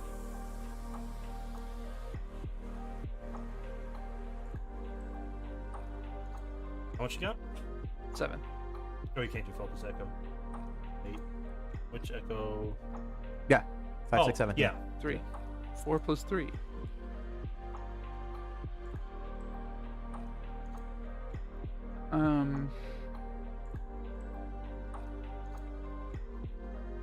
We can talk about Coney Islands, right? Yeah. That's a Michigan thing. That's not a local thing. No. So, Yeah, it's just Michigan in general. As long as you don't specify. yeah. Well, even some you can specify because Yeah. That's true. Like this one I'm talking about, which is Leo's. yes. Oh, Leo's yeah, is yeah, all over. yeah. Leo's Yeah. Leo's is nationwide, It- and it's not on your side. Yeah. So Leo's national. last week when I keep thinking about your turn, Yeah. because I think I've already told you this story. Last week when I was trying to get food after this. this, I went to a Taco Bell that said they were Closed. open till 2. They That weren't was a open lie. till They 2. were closed. All right. So then I went to another Taco Bell Okay. because I looked on their website and it said they were open till 2, But they weren't. but they weren't. They were closed. Mm-hmm. And I was like, oh, well, I'll just go home. It's all these damn millennials not wanting to work. Well, now it's starting to become Gen Z. It's Gen Z, these damn Gen Zers that don't want to work. Finally, finally. I mean, I don't like that someone else is getting the blame, Mhm. but finally, and Yeah. But go ahead. Because, like, millennials, there are millennials that are 40. Yes, we are at the tail end of millennials. Yeah, we are tail enders. So I was like, oh, I was just gonna go home, but then I noticed that there's a Coney Island that's open, I think I'm gonna do this. Okay. and the Coney Island, I went in because it's like, oh, well, yeah, they're open 24 hours. So I was like, I'll just get a couple conies and then call that a night. And there was only one other person in there having a flame. And as I was there, Wait, Finish. you This used is- all your cards, right? Yes. All right. they had a flaming 1, cheese. Have you ever seen someone order the flaming cheese at a Coney Island? I don't even know what flaming cheese is. It's like Greek cheese that they light on fire using, like, the Okay. All right. You done yours? Yeah, and the answer no. I think I've seen a flambe though. Yeah, it's cheese flambe. It's a cheese dip. It's a Greek cheese dip that you give with bread and then they flambe it. Mm-hmm. But I'm like, who's go. doing a flaming cheese at 2:00 in the morning? Right. Look, I'm very drunk, and this shit seems cool. Yeah, well, it was two white girls having a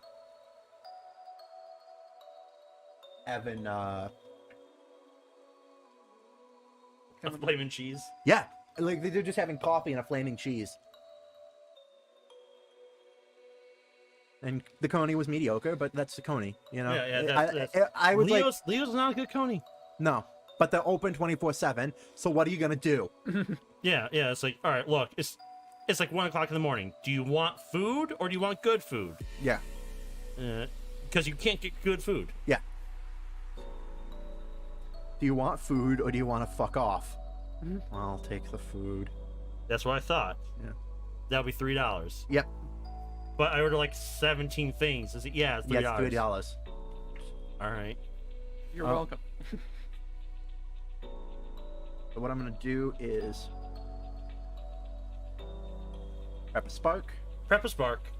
I'm going to use my Mage's Talisman. Okay. James gained no charge.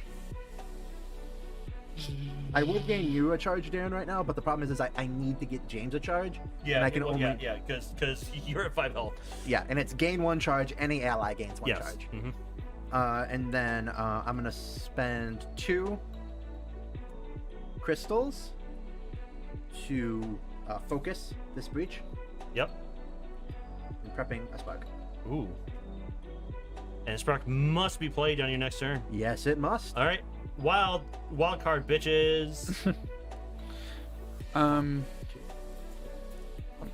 I mean, John has 2 sparks prep. We could. yeah, John, you wanna go ahead and Do your thing. shoot some dudes? Yes, I do. Okay, so spark. Lemonade around the corner. I'll do 3 damage. This guy, 2 damage to this guy. Yeah, 3 left, right? Yep. And then, none of you have prep spells, so Yeah, if you move that around, make sure the leg is pointing towards you. Otherwise, it's just gonna fall. give me a second. Oh, it spins. There we go. Hello. Okay. 1. It's a place called Vertigo. That's 5. Good morning, Baltimore. Completely unrelated to whatever you just sang. Hello, hello. I'm at a place called Baltimore. Yeah. I'm thinking of Oh, look, there's Poe's grave. doing. That's not from Hairspray, which is what I was singing. Oh, Oh. No, mine's from The Bomber. The U2 bomb. no. I'm thinking of doing a Jade and a Spectral Echo. Now I'm sir. Jade and a Spectral Echo. 2 damage, destroy a card in hand. Yeah. I'm alright. Yeah, So I think there's Jade. it would be good to start keeping our hands low. Yeah, get 2 more. I know I'm wanting 1. So who has? So I have one. and I have 1, and I have 1. you have 1. believe. Okay. I believe mine's coming up here.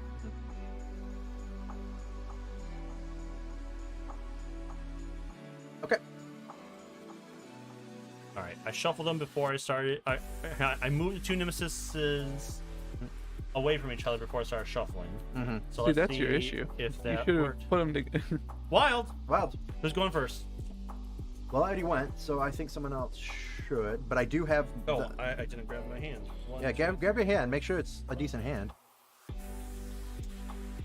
I have 3 spells and 2 crystals, so I can set up for 4 damage. Ooh. See, I can only I have three monies and 2 sparks, so I can set up both my sparks by Mhm. charging. Yeah. But that's I'll all I only can want do. to use possibly 2 damage Mm-hmm. because I want to get rid of one of the crystals. Yeah. So I'll have to prep the echo on one here. That way I don't have to use it, Mm-hmm. which is in my hand. Yeah. Well, so you have crystals in your graveyard, in your discard. Yes, but just In your you may graveyard. destroy a God card damn, in hand. I have Magic the Gathering brain. It's gonna rot me for the rest of my life. Although I could just keep a crystal that's in my hand Yeah. and just not spend it and just prep these 3. But no, but then in order to put these 3 down, I have to spend the 2 crystals. So whatever this is, I get 5 crystals. 1, 2. Oh, never mind. This should be a crystal. Okay. I got 2 crystals in there, 2 crystals in my hand. There should be 1 crystal left. Yeah. So I would can- spend it and then yeah. So want me to take the turn? If you Yes, can prep take the turn. 4, then All right. So, oh shoot, no, this is 3 to focus. Yeah, it goes So 2 to that's- focus, 3 to focus, 4 to focus. Yeah. So I can't do all 3, but I can prep 3 damage. That's fine. that's more than me. Yeah. All right. So I'll go ahead and prep 3 damage. 53 damage. Because Because 3 damage is all we need to kill the Banesire. So. Yeah. And then, see, that's a crystal. Then I will be drawing. If I don't spend anything, I'll be drawing 1 spark. Then I'll have 2 sparks to. Yeah, that'll work. That'll work. So how many gems do you have? Actually, How many gem rules? Oh, that's something I need to play tomorrow. But I was gonna do laundry and yard work. what do you need to play? You've about? let Kirby and the Fog.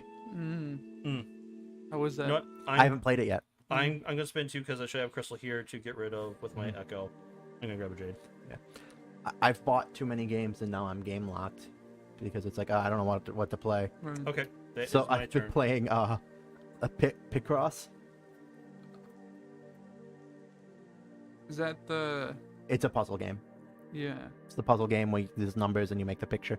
Yeah. That someone I work with has been obsessed with those. Yeah. I have a Picross app, and I've done every single Picross on it. Yeah. All like 800 something of them. Yeah, I bought it's a Picross. All right, I was like, come on, guys. No.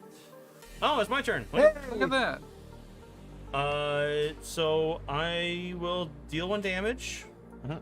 and then deal 2 damage, What you just got? Oh, it's a May, so you don't have. and then I will destroy a crystal because I only have 1. Yep. So I'll put my destroyed up there. Cool. We have no more enemies. We can start. We win. beating on we the win. rage one if we want to. Okay, now main phase, spark. Actually, I'm taking back one of these sparks because I have planar insight. Ooh. If you can focus that other one, it would do. Oh, one's opened. Never mind. Yeah, one's open. No, I have 2 sparks in my hand still. Ah. Probably another thing we need to start getting rid of is the spooks. Do sparks. The sparks would be like the last. What like I would have to build up. Okay, that is my turn. 1, 2, Okay. and I have 2 jades and the moonstone shard. All right. Nemesis turn. Oh, well, that's timely. Okay, so main phase, we draw. We got a power. Ah. 2 discard, spend 6 ether. Power 2, unleash twice. We toy with forces we barely comprehend. Jana, Breach Mage, Renegade. So that goes there. And then... Are those power tokens? What are power token? Yep. The yellow. I think it's 2 yellows. Boom. Okay. And then yep, so pretty much during his upkeep, during his main phase, each power card in play will lose 1 power token. After removing a token, if a power card has no tokens on it, resolve the effect that is shown after power X and discard it from play. Okay. So pretty much we will remove a token for the next 2 turns and unleash twice. That's not that bad. Not for this person, but some others maybe it'd be horrible. Probably. Okay. Next. What the fuck? Oh my god. All right. I have genetically engineered these cards to always. They're like magnetic. They stick together. Right. It doesn't happen yet. I thought it said like when the power goes down to 0, then it happens. Or does it happen every time we lose a power? As far as I thought it happens every time. For almost news, resolve the effects of each minion and power card enemy has in play. Effects are resolved now. Then each power card in play will lose 1 power token after removing a token if power card. Alright, yeah. So. Yeah. Alright, then yeah. Yeah. Power is a countdown until. What? And unleashes twice. Alright. Alright, we get a new card. Yeah. Attack. Unleash. Oh. If there are 2 Nemesis turn order cards in the turn order discard pile, unleash 2 additional times. Womp womp. Alright. Does it strike? No, it needs 4 more, right? It needs 4 or more to strike. Cool. Okay, whose turn is it now? It's mine. Numero 4. Well, Numero yawn. I could. Well, first of all, I'm gonna prep a spark. I have another spark. I could theoretically focus and then prep another one, but we don't have anything up. I mean, Well, I could. You could. Yeah, damage to so rage one. either we have to keep everything off the board and count this down, or we need to kill him. Because I only have three monies otherwise. So I could spend 2 to focus and then prep a spark. I would. It will either spend it to focus or spend it to charge, Yeah, and then just save 1. I think I'm gonna do that. Okay.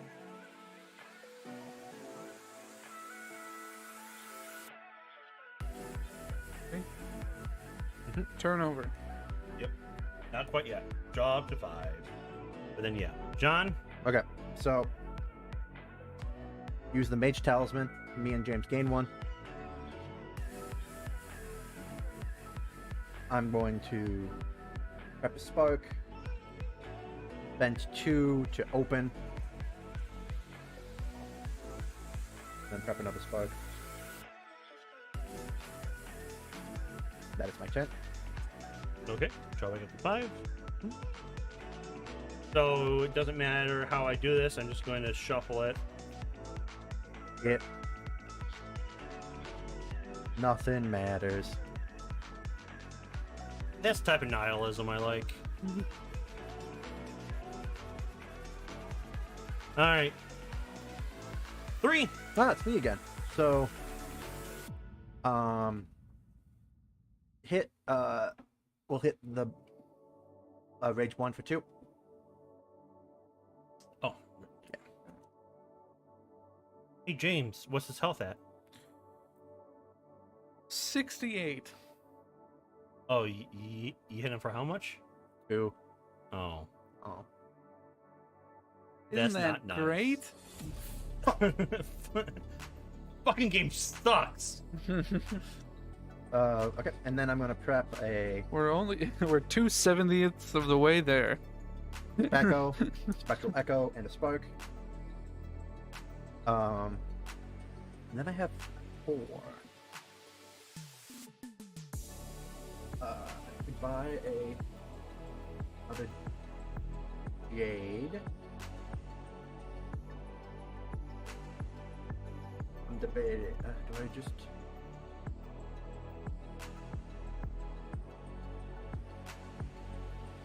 What happened to your diamond cluster idea? Oh yeah, I'll grab a diamond cluster. That's probably smart.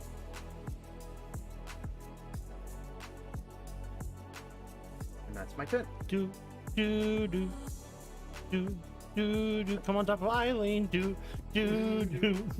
Do, do, do, do, do, do, do, do. 4.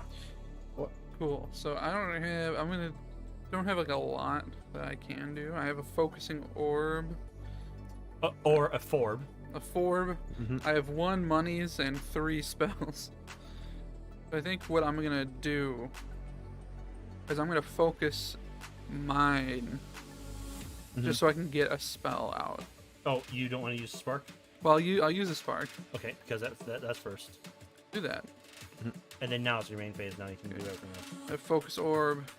Focus this, so then I can play 2 of these bad boys. Probably a spark, as well as I have an echo or a buried light.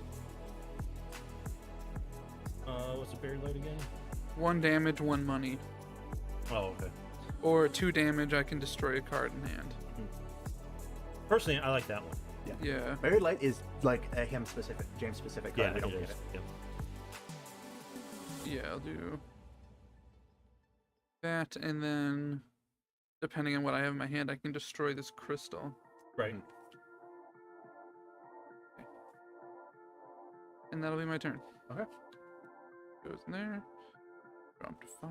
1, 2. 1, 2, Oh, we'll get an 4, attack. 5. All right. Unleash twice. And then we have 4 more. So, Well, do that resolve. Doesn't the Nemesis turn resolve first, and then that happens at the end?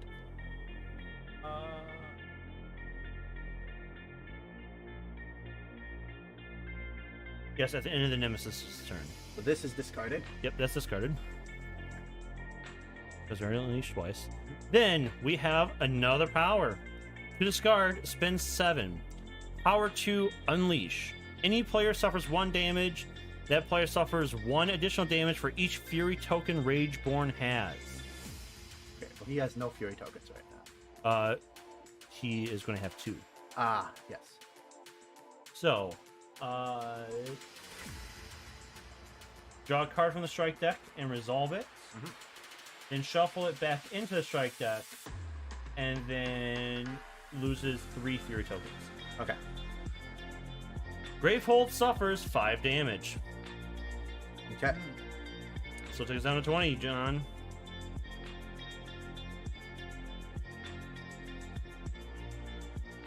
I think we're gonna lose.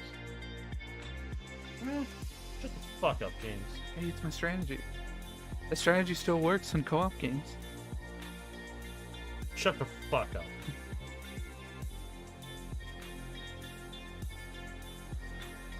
Alright. Wow. Wow. Wow. I have 1, 2, 3, 4 damage. Another 2 in my hand. and 5/6 of the Money. ether. Well, I can.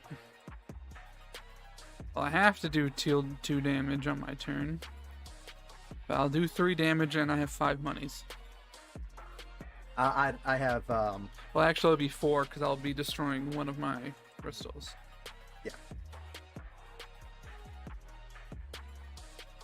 yeah, I have 3 monies and a mage talisman.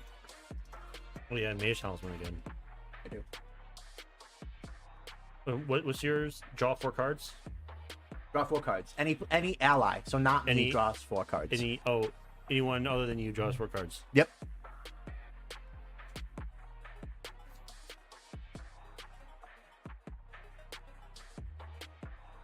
Oh,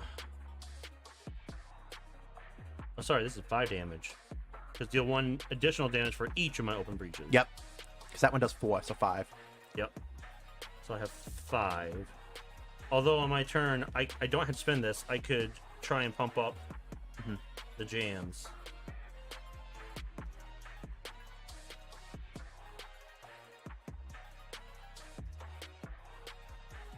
With 2 damage and 5. /6.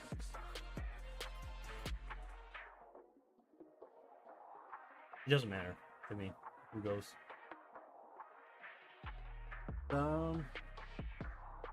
Who went last time? I think I did. James, you want to go? Sure. So deal 3 damage.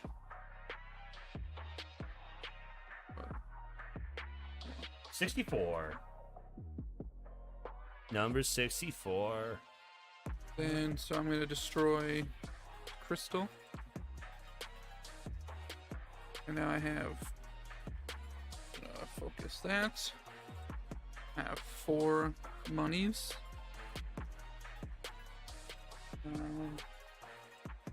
How much is it to open your second? 3. So I could open this. Yeah. Yeah. You Or or you could pump Oh. that too, use your ability. Could fully charge. you fully charge. Fully charge and use it. Let's do that. Give John 4 life. So, yeah. Just Is it 4 life or 3 life? 4. Nice. Back up, almost back up to full. Yeah. This is what we're waiting for. What I've been talking about. 1, 2, 3. Nemesis.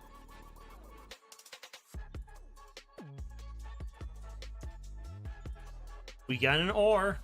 Or? Unleash twice and Gravehold suffers 3 damage. Mm-hmm. Or place the most recently discarded minion card in the Nemesis discard pile back into play. Which would be Banesire. And he unleashes.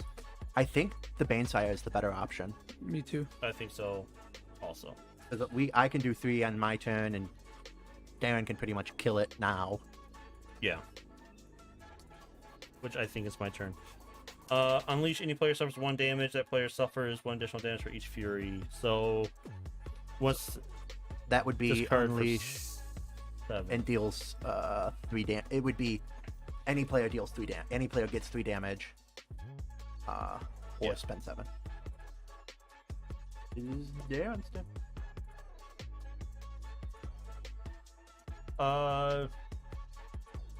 Well, I guess right off the bat, I'll deal 5 damage to this guy. Nice.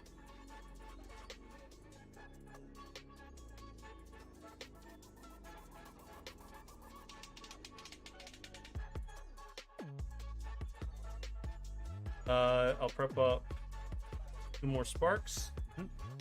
Then I have. I really want a gem. I think I'll spend 3. Get another spectral echo. Mhm. Then I'll spend 2. And I'll start pumping up. Pump up the chains. Pump it up. No. Okay. I have nothing but gems next turn.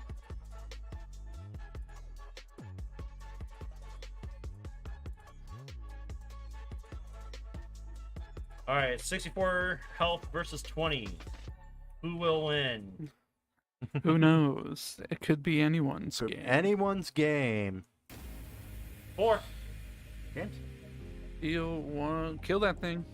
All right. Yep, that was totally the much better option. That was definitely the best. Yeah, better option. Because that's going to unleash and deal 3. Just 3. Three. 4. 4 to somebody. Because unleash and then deal 3 more. And I have 5 money available. So we don't have enough to. You have to spend that all at once, or can it be a cumulative spend? Hey, give me a cumulative spend. Oh no! Well, this turn it has to be all spent this turn. Oh, well, yeah. So we can't help. Unless you want to keep it into your hand and play anything to just like if you got a 1, play the 1. That way you can pump or do something. Well, I was trying to see if we could spend the 5 mana. I don't think we have enough to spend the 7 mana to kill Invoke Carnage. But I don't think we can. Oh no!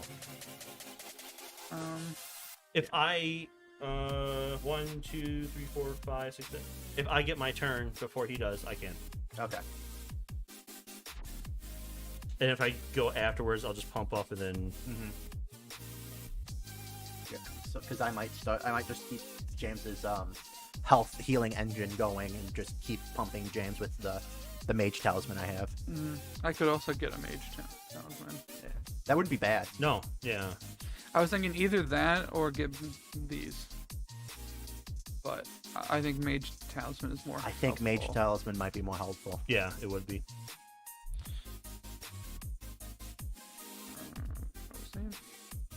Is it me or the Nemesis? It's me. Oh, nice. I guess I'll deal 2 damage to Nemesis. Okay. 62. And then I got 7. Let's go ahead and discard this. Yay! You're welcome. F that noise.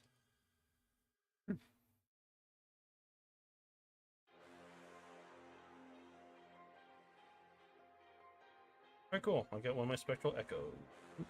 Next turn. Alright. Nemesis. Yay! I thought I accidentally grabbed it. Minion. Needlemaw. Persistent. Gravehold suffers 2 damage. 11 health. Oh no, it's the Tyrannid. The Tyrannids and the Zerg are the same thing. Oh, okay. Tyranids are 40. That was the Tyranids are. No, sorry. The Zerg Zerg is StarCraft. is from StarCraft. Is the leftover, like, because they were gonna make that a Warhammer 40k tie-in. Oh, were they? Yeah, that's why you have Space Marines, and they look like what they look very similar to Warhammer 40k. They look similar, but they've made them distinct enough. Yeah, yeah. And you can't copyright the term Space Marine. Right, because it's Marine from space. Yeah. Oh, okay. I'm sorry, guys. Nemesis. And it's been every time?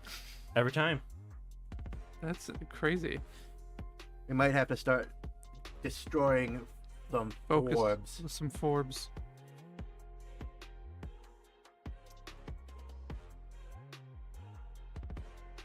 Unleash twice, and then any player suffers 2 damage. Who wants to take 2? I'll just take it.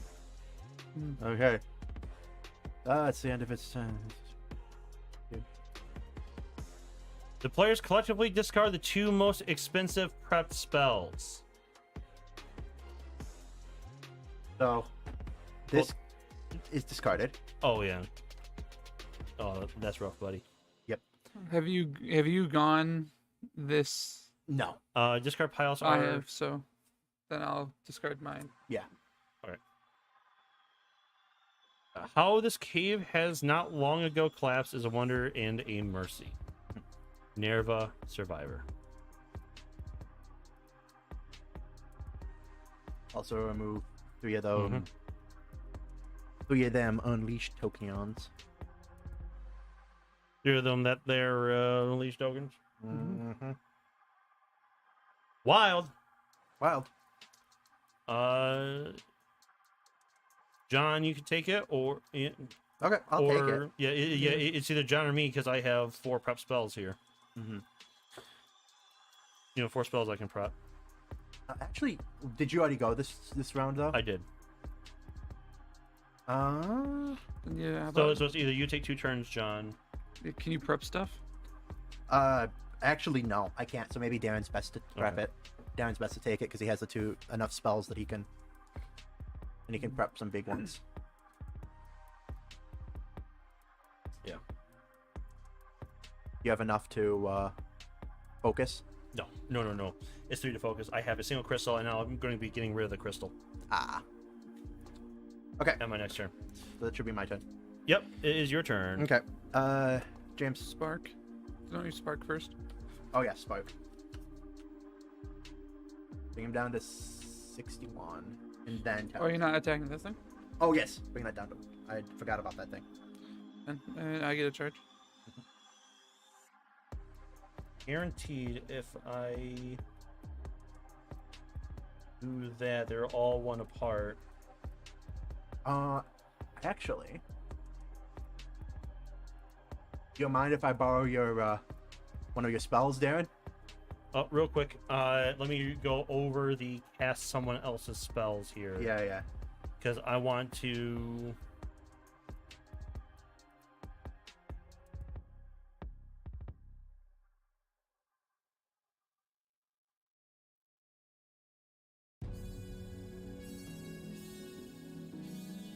When casting a spell other than your own, you are the you referred to on the spell card. Mhm. You make all decisions pertaining to that spell. When that spell is discarded, it is placed on top of the discard pile of the player who had it prepped. So, for this, it is your breaches. For this, it is your cards in hand. Yeah. Yeah. So, what were you thinking of casting, Mine? I was gonna cast the other one, but now the Planar Insight? Spectral Echo. Oh no, I'd rather you not because I have stuff I need to get rid of. Then I'll do the Planar Insight, and then buy a Spectral Echo. That's what I want to do. All right. Get that. Use my Garnet Shard to cast Spectral Echo for No. 4. Not Spectral Echo, the Planar Insight for 4. Okay. And then what are you dealing for damage to? The Needle Maw. Okay. Bring it down to 6.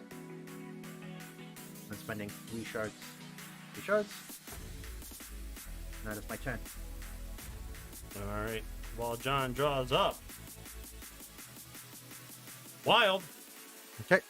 I have a bunch more I can prep up. Yeah. Go ahead. Go ahead. Do it.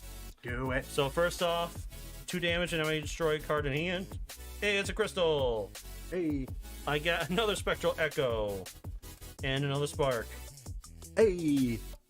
And then I guess I'll use my Jade to gain another charge. Because if I can use Spectral Echo and get rid of 2 cards. Mm-hmm. Ooh. Next up is 3. Oh, that me. Spark. Spark. And then I think this isn't like the best turn, but I think I'm gonna buy a diamond cluster because I can put it right next to my other diamond cluster. Ooh, yeah. So Because you choose I choose. how to discard everything. Yep, and I'm gonna discard it. So technically, the 2 diamond clusters would be on the bottom. Oh yes. So it'd be like this. Yes. All right, that your turn? Yep. I'm up. Yeah. Whoa. 2. 5. So Spark for sure.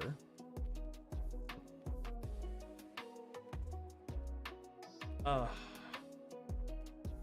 don't really have.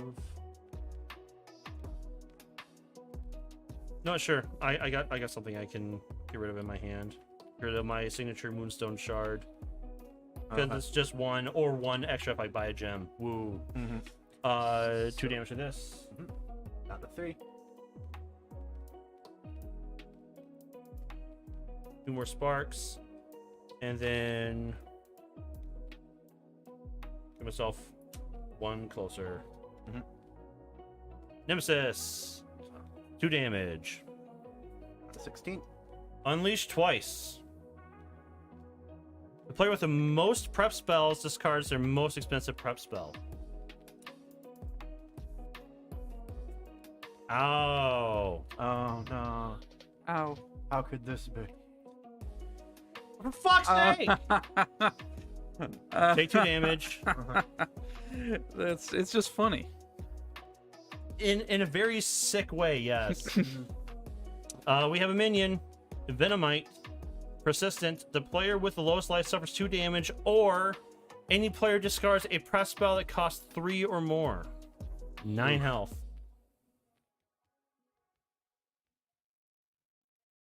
We need to start buying focus orbs to boost city health. Do the focus orbs boost health, or is it just player health? If you Destroy this, Gravehold gains 3 life. Okay, all right. Oh, destroy this. Oh, yeah. Yeah. Mm-hmm. Mm. Yeah, it ain't good, but No, but if we buy the focus orbs and then we just keep on focusing our places up. yeah.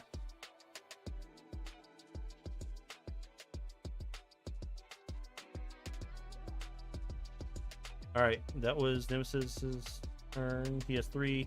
Number 4. You have a couple options because I have a focus orb. I They're separated again. can focus. I can focus mine to prep my 2 spells in my hand. Focus one of your guys' spend the 3 monies in my hand to flip this.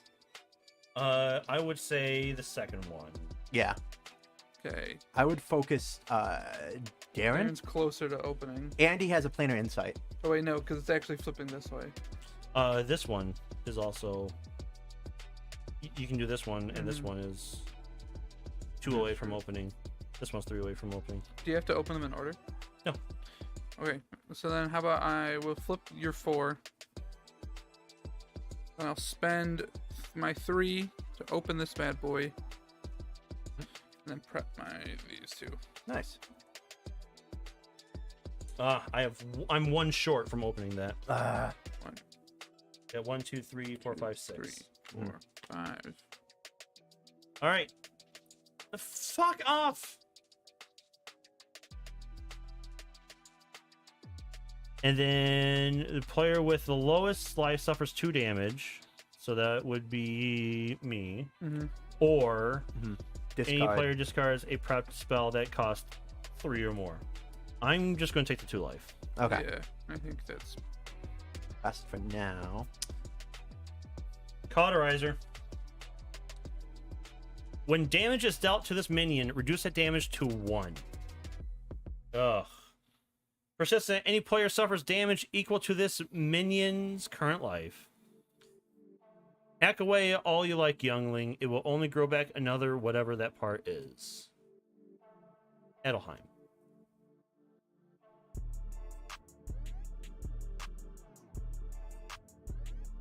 So we can only deal 1 damage to it a turn. Yep. Hey, they're finally spread out. Well, I'm going to. I would like to deal damage to that, but no, I'm. Bless you. We just stopped the Graveborn damage, so yeah, I'm dealing 1 damage to that. Okay. 1 spark.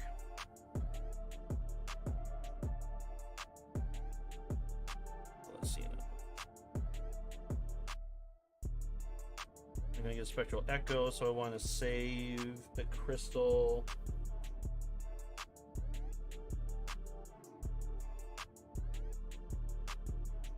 Here's what's gonna happen. I am primed and ready.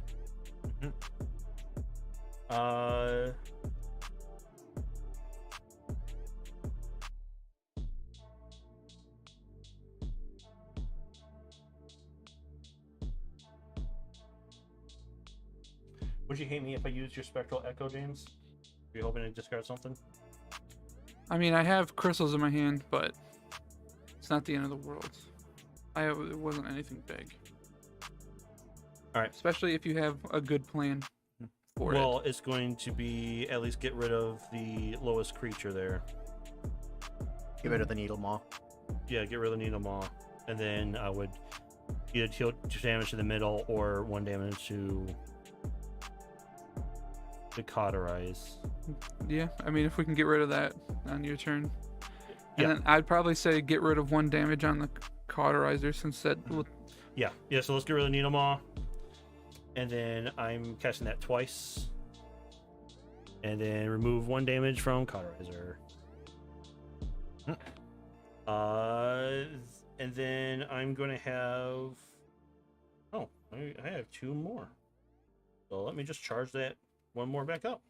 All right. Next is 3. My turn. Okay. I'm gonna deal. Wait, damage is dealt to this minion. So if I do 2 sparks to it, that would kill it, right? There's Yes, because 2 separate. two separate instances of damage. So that's what I'm gonna do. Heck yeah. Perfect. Spark. Get rid of that thing. That thing. That thing. It scares me. But that thing. Spectral You okay? Echo No. No, I'm not. and a spark. I'm gonna use the Mage's Talisman. James. Thank you.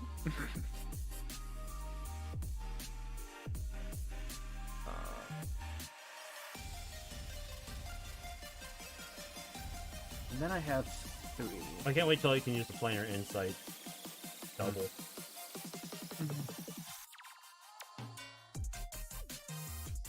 What I'm gonna do is spend 2 to grab another Jade.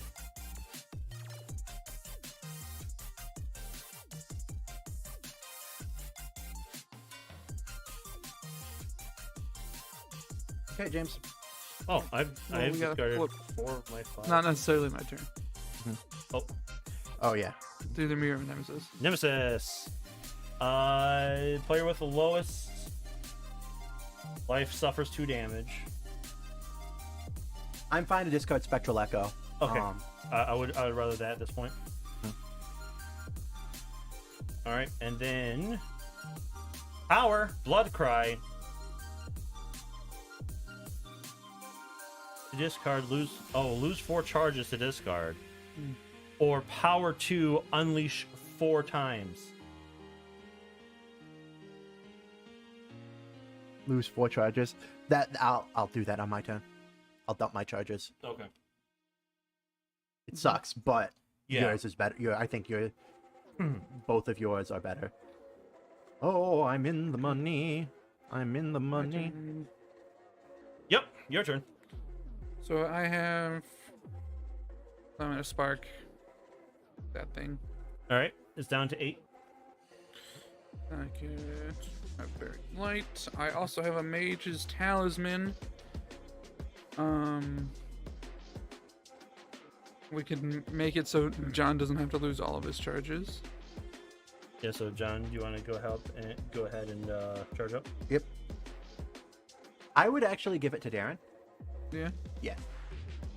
Okay. If you're offering. All right. Yeah. Just because it's gonna take me so long to get charges back, because I'm gonna work on opening my my breaches and instead of charging up. I have 3 left. I could charge again. I'm thinking either charge and save a crystal or get one of these. Just because I don't have a lot of like 2 money cards. Like I don't have a lot of gems. Like I literally only have 1. Then yeah. If you only have 1, then yeah, that would be fine. That way you're guaranteed to ether next turn. All right. While he's drawing. Oh, I was about to say Nemesis. No, Wild. Wow. I have 3 spell cards in my hand, and I could focus to put all 3 down. No. But I probably want to bury 1 actually. I have a focusing orb, and I'll have the buying power of 5, and I also have a spark in my hand. Yeah, I have buying power of 9 in my hand. Oh, I could on I have my buying turn. power of 3. I could on my turn fill up my charges and heal you. Yeah. So yeah, I think since we need to heal, go ahead and Yeah, take yeah. your turn, James. Okay, so So what you doing damage to? yeah, Or are you gonna hold that? You don't No, have to I'll- cast it this turn if you don't want to. no, I will, because then I'll be able to hold on to a crystal. All right. So I'll use that and deal damage to that. Mhm. Then I'll spend that 1 plus 2, 3, 4 to fill up my charges, and then use them on Darren. Full health, baby. Charge that. I mean, prepare that. I think it's going to be one of those games where every time we need a nice support character. Mhm. And then I have a focusing orb. I could get Darren's 4 ready to open. I would honestly do that. I don't think anything's gonna deal 12 damage to the citadel, to the city. So Do you want to set 4 to open on top? and then if he has his planar insight, and hopefully we can activate that, and then that would do some major damage. I do have plenty of insight in my hand. Yeah, because if we open that, then it does then it does 5 damage. And then if I can, yeah. Mhm. You drawing? Yep. Nemesis. Player with the lowest life. That's you now. Yeah, that's me. Oh, actually, we're tied. Oh no, do you have 5? I have 5. Yep, that's me. I'm at full health. Hit me. Okay, then discard one of these. And Scorn. Persistent. Gravehold suffers 3 damage or unleash twice. Fine. Ugh. Guys aren't getting any weaker. Can these guys get like weaker instead of stronger as the deck goes on? Please. Well, you know what would really suck is if we don't get to John's turn by the next Nemesis, that power goes off. Right. Already drew that. Already went through those. Well, at least John can use his power. Yep. All right, 2 damage to John, or someone discards. No, John has to take 2 damage. I'm at 5. So unleash 4 times. This is going great. Fuck's sake. And then Gravehold suffers 3 damage or unleash twice. So if he unleashes twice, we take 2 strikes. And there is a Gravehold takes 5 damage in here. I think we just do the damage to Gravehold. And we're down to 9. We're down to 9, yeah.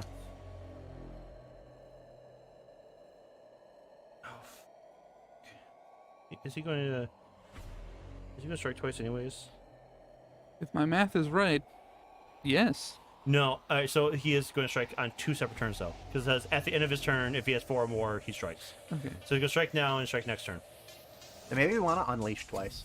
Keep the 3. Because then he'll just unleash every Nemesis turn for a while. The probability of getting the 5 goes down if it's It's exactly the same every time, because they get shuffled back together. right. Okay, we'll just do it as So is. it's 1 in 6 every time. I know. All right. Gravehold suffers 3 damage. Any player suffers 1 damage.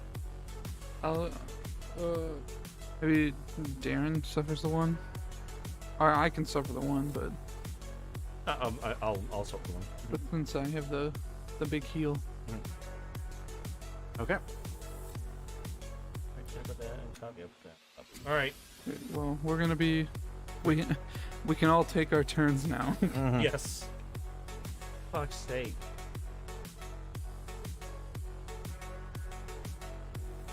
I think this is the only thing I don't like about this game is sometimes that the Nemesis takes too many turns too fast before we can do shit. With 4 players, does it take 3 turns? Are there 3 No matter. There's always 4 player cards, and there's always 2 Nemesis cards. Ah, okay. Oh, you just add wilds. Yeah. For ours, it adds wilds. If there's 2 players, there are 2 player 1, 2 player 2s. For 3 and 4, there's 1 of each player. And for 3 only, there's a wild. Okay. So here's what I'm gonna do. So I have 9. Well, yeah, you can do your draws. Yep. So I'll take 2. Are you gonna spark? Oh yeah. Oh Spark. yeah, spark. I'll shoot the venomite. So it's down to 6. I'm gonna do my draws. Do that. Hey Darren, draw 4. All right. Did you already go? You No. haven't gone yet. Yeah. No. I want Darren to draw. All right. And then that gives me 1, 2, 3, 4, 5, 6. Yeah, so this is 4, 5, 6, 7. My next turn is going to be massive. Yes. Sorry, my next turn after my next one. Mm-hmm. I am requesting the wild. Yeah. So do I You get know a what? Denied. do I get a focus? That's life. Do I get a And I'm gonna focus charge orb? a spark. That's my turn. Or do I grab a spell? I think I grab a focus orb to try to start to pump the hold. That would be 4. So I still have 3. So maybe I grab a. Yeah, I'm gonna grab an ember. Ember.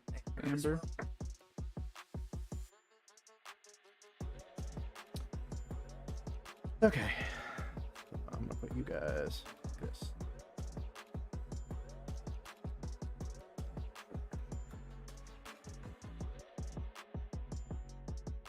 One, 2, 3, 4, Alright. 5. You, James. Spark the venomite.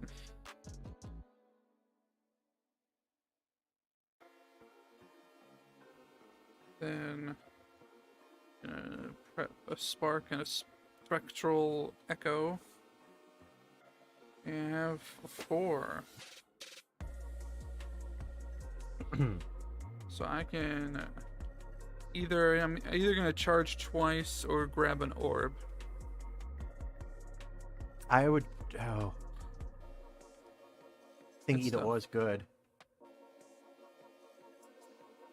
Yeah, either one. Yeah, I think I'll charge twice. Okay. Just because I don't like John being down at 5. Right. I mean, I do, but not since we're at co-op. Right. Mm-hmm.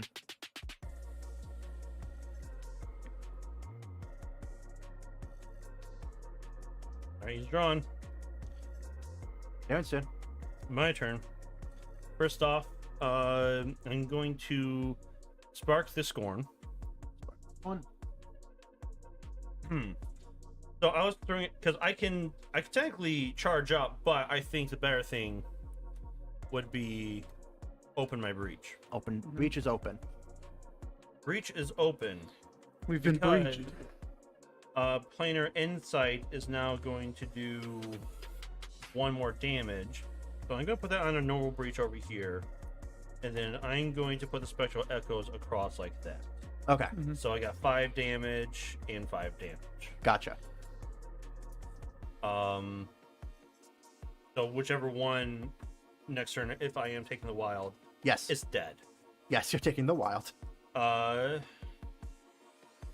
that is that turn, and I'm all set up for next turn. Wild. It's Darren's turn again. Oh wow, look at that. I was hoping to get more than one draw, but oh well. So Planar Insight, I am going to use to. Which one's the worst one? Because I can for sure kill one. This one keeps doing damage to. Yeah. So Yeah, I would say this one. the is 5 actually damage worse. straight to Scorn, Okay. and then 3 damage straight to Scorn. Okay. I may destroy a card, and then 2 damage. Is it +1 damage though?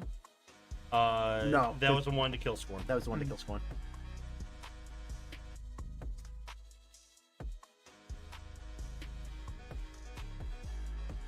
I am going to elect to destroy a spark, Yeah. even though that leaves me with only 2 spells. Okay. And that's that. Let me go ahead and... Oh, you know what? I might as well just use that to gain a charge. Mhm.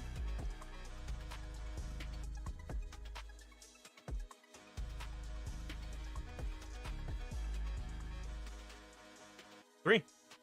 3. Okay. So I'm assuming you want to use your Spectral Echo, James? I Yeah. You know what? I love this. I have no cards in my deck. Nice. 1, 2, 3, 4, 5. Well, unless you need it for something. Well, I was just gonna get rid of a crystal and do 2 damage to the Venomite, but if it, hopefully it'll come around to your turn, and we can do 3 damage to it. Because on my turn, I think all I'm gonna do is buy a focusing orb. Do 1, 2, 3, 4, and then charge my What does the thief do again? Bottom left. bottom left. Deal 3 damage. Discard a card in hand. If you do, any player gains 1 life. Oh.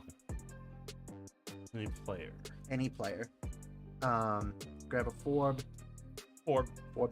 and then maybe increase a charge. I really don't want to buy a jade quite yet. I want to get rid of some of the crystals in my deck because the deck's getting a little big. Okay. All right. I'm up. I'm dealing 3 damage to that fucker. He's dead. 1, 2, 3, 4.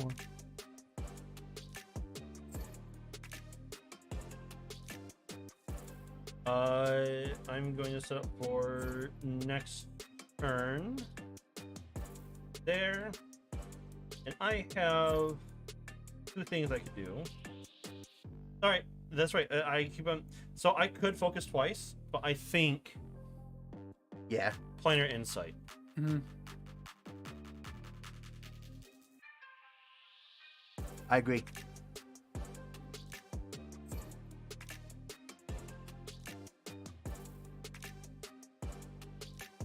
Okay. My turn's probably going to be trash, so just, I could give James... Oh, well... Well, I can planar insight twice my next turn. yeah. I do have a mage's charge, so I could give Darren a charge for free, but I would rather him... If he can do it himself... Yeah. That's more reliable. So this is wasted, or this is either going to be held or used right now. Yeah. I would... Because I actually- can't focus. Mhm. I can either use this for a charge. Mhm. Of course, if I have... Oh, sorry, this is only during my main phase, so... So maybe I should do... You want me to go then? Because has Darren gone this round? I just went... Damn it. Well, my turn, I have... So I'll do these 3 damage. Destroy a crystal. I have a mage's talisman. And charge a buried light. Then I have 2 crystals to... I was honestly thinking about grabbing the last jade, just because of how few gems I actually have. Okay, that makes sense. I would Sure. let James do it. So we'll do 3 damage, 2 big guy. Rage Thorn. Hey, he's down to 59. Destroys this crystal. I'm gonna grab a charge. Darren's gonna grab your last charge. Sure. Then I'm gonna spend these 2 crystals. This. Mhm. And charge that. Or prep that. Okay. Nemesis. He is going to strike this turn. Yep. Unleash twice. Gravehold suffers 4 damage. Oh, jeez. Gravehold's at 2. We lost. Yay! Yay. Did I shuffle? It was because we got the same one we got last time. It's possible you shuffled. Oh, that sucks. What do you guys think of the game? It's interesting. I want to play it again. Right? Yeah. And Are these all these guys? Like different buying things that we can buy? I think we have other starting decks in here. Mm-hmm. But then yeah, I think there are other gems. Oh yeah, how about this Emerald Shard? Wait, no, this Emerald Shard is a starting deck for someone. Gain 1 Aether, or any player gains 1 life. Oh, nice. So whomever's this is.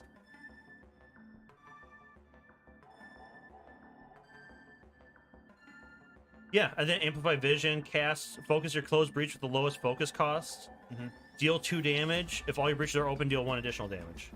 Okay. For my next turn, I was about to deal 12 damage. Mm. Fuck you, Rageborn. Get bent.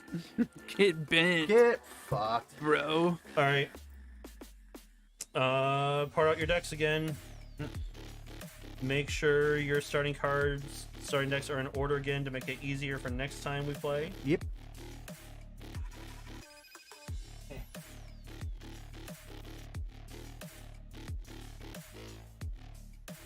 They have a little S at the bottom. Yep.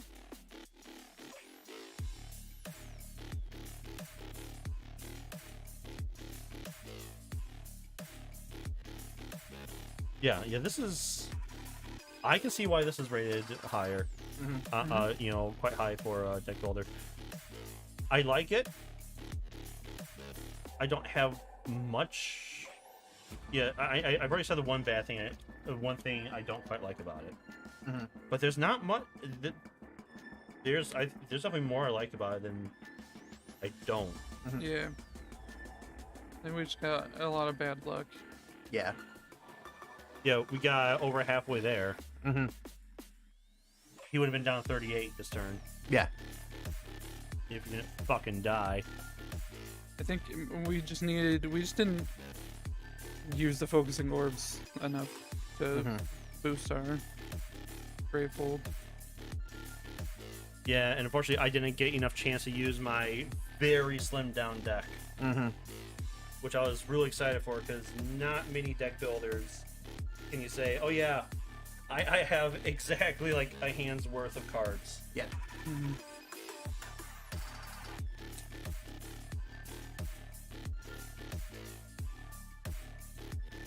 Okay, this is separators for over here, Oh, that's nice. like 7th continent. Ah. You know how we had like all those separators? So, but those will be employed next time. On Dragon Ball Z. There's a husk track for someone. Husk. Better than a Musk track, am I right? Ew. Oh, we never checked underneath. No cards. Trash. Never mind. This game sucks. Yeah. I've only seen one game like purposely hide something down there. That's Gloomhaven. Oh, Gloomhaven did that? Yeah, I believe it was Gloomhaven that had one underneath. Cards Against Humanity has a card Hidden. adhered inside. You literally have to like peel back part of the cardboard. Or it's in the bigger blacker pack, right? Yeah, it's one of them. I don't know. I've seen people online. What they've done now is they have one that they just put memes. So you put like a picture or a GIF instead of like their own cards. Alright, hand me your player mats.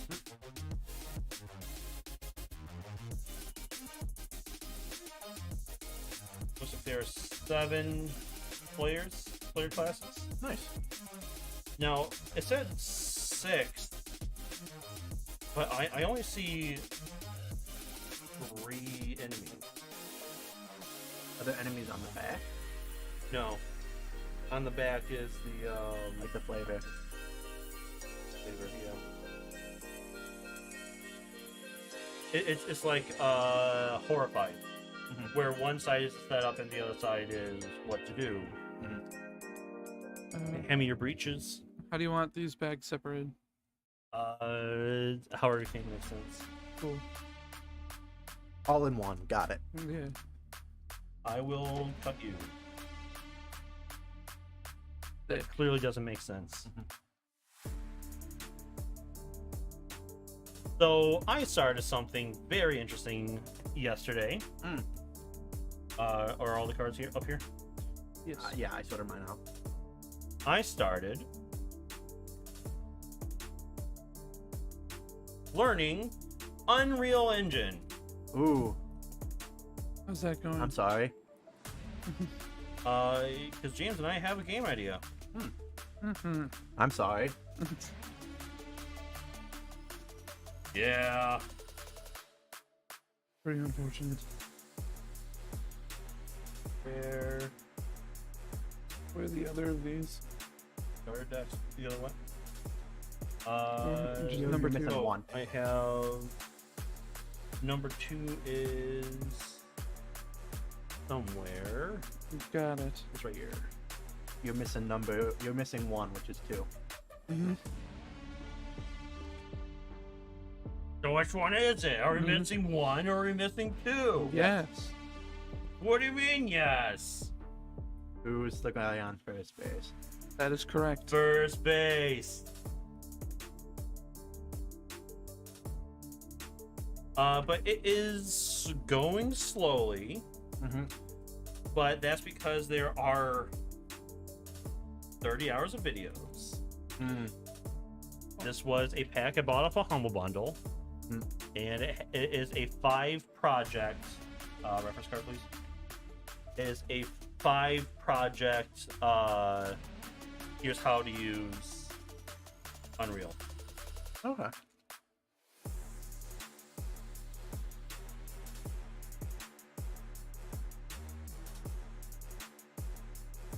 Did not go as planned. I know, we lost. I know. What do you want to play?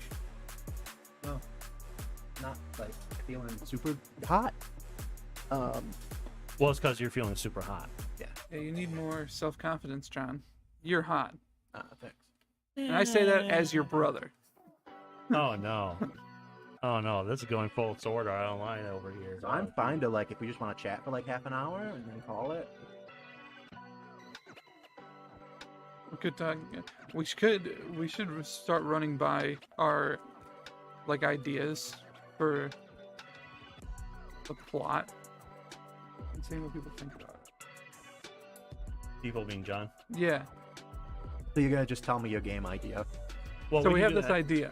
Well, because we have like different flight variations that we've been talking about. Mm-hmm. And we'll have to decide on a direction. Yeah.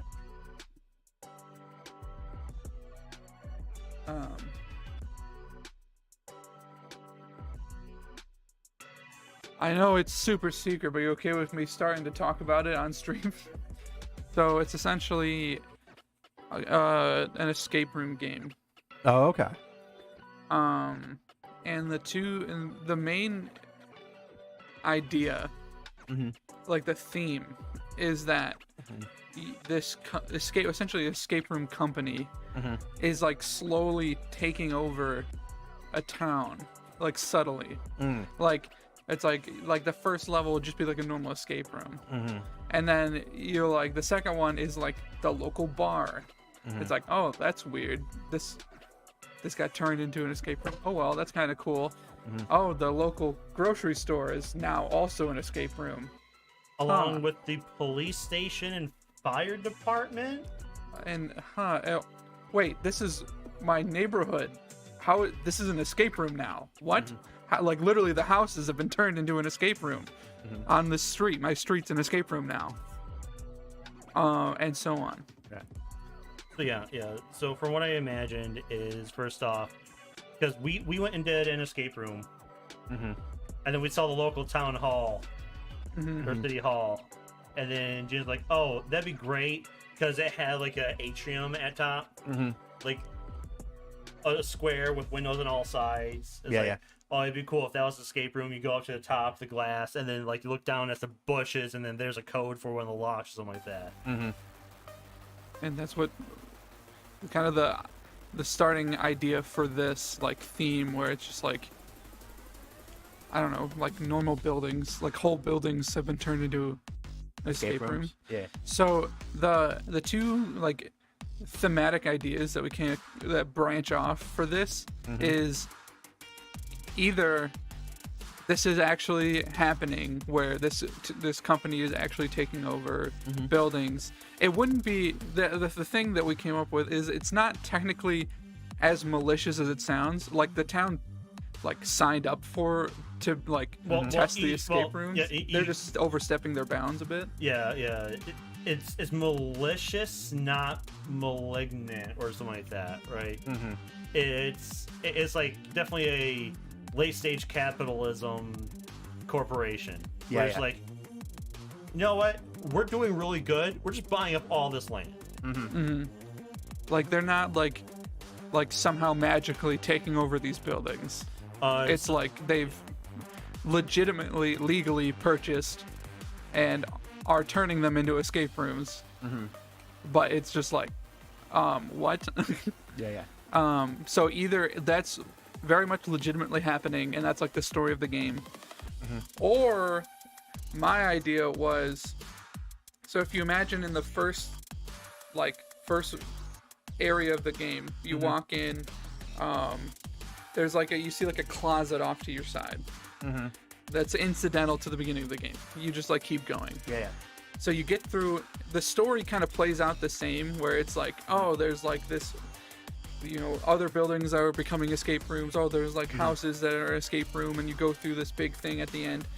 You go through the last door, and you have come out of that closet, and it turned out the whole thing was just one big escape room. None of that was actually happening. That's just the theme of the escape room, was like an evil corporation taking over a town.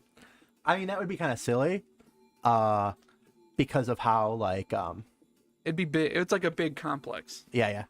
But it's like, or it'd be a literal town. or it's a literal town is getting taken over, building by building, by an escape room company, and those are like the two directions that we came up with. Or that's the theme of the escape room is A town is getting taken over. Town is getting taken over by an escape room. But it itself is And- just an escape room, and that's not actually happening. Yeah. But it used to be a town that everyone moved out of, or they just built a town that was the escape room. Right.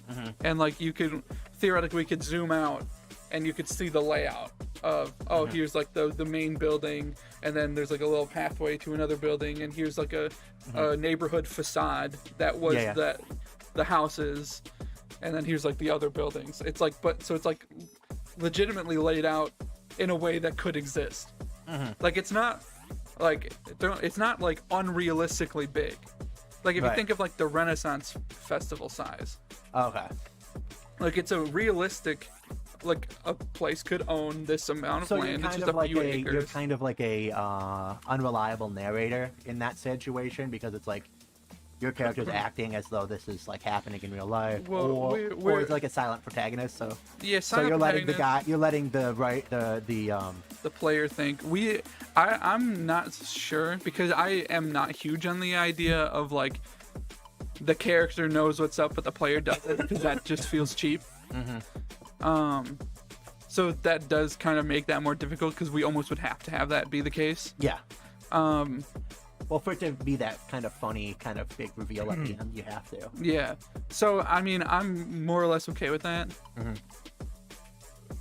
So yeah, that would be kind of how it is. Like it'd be more silent protagonist, and you know, you get like tidbits that like, you know, that the player might see it as, oh, this is just how they have to present the information. So I was actually thinking of like how it could be, and this is a town near my family.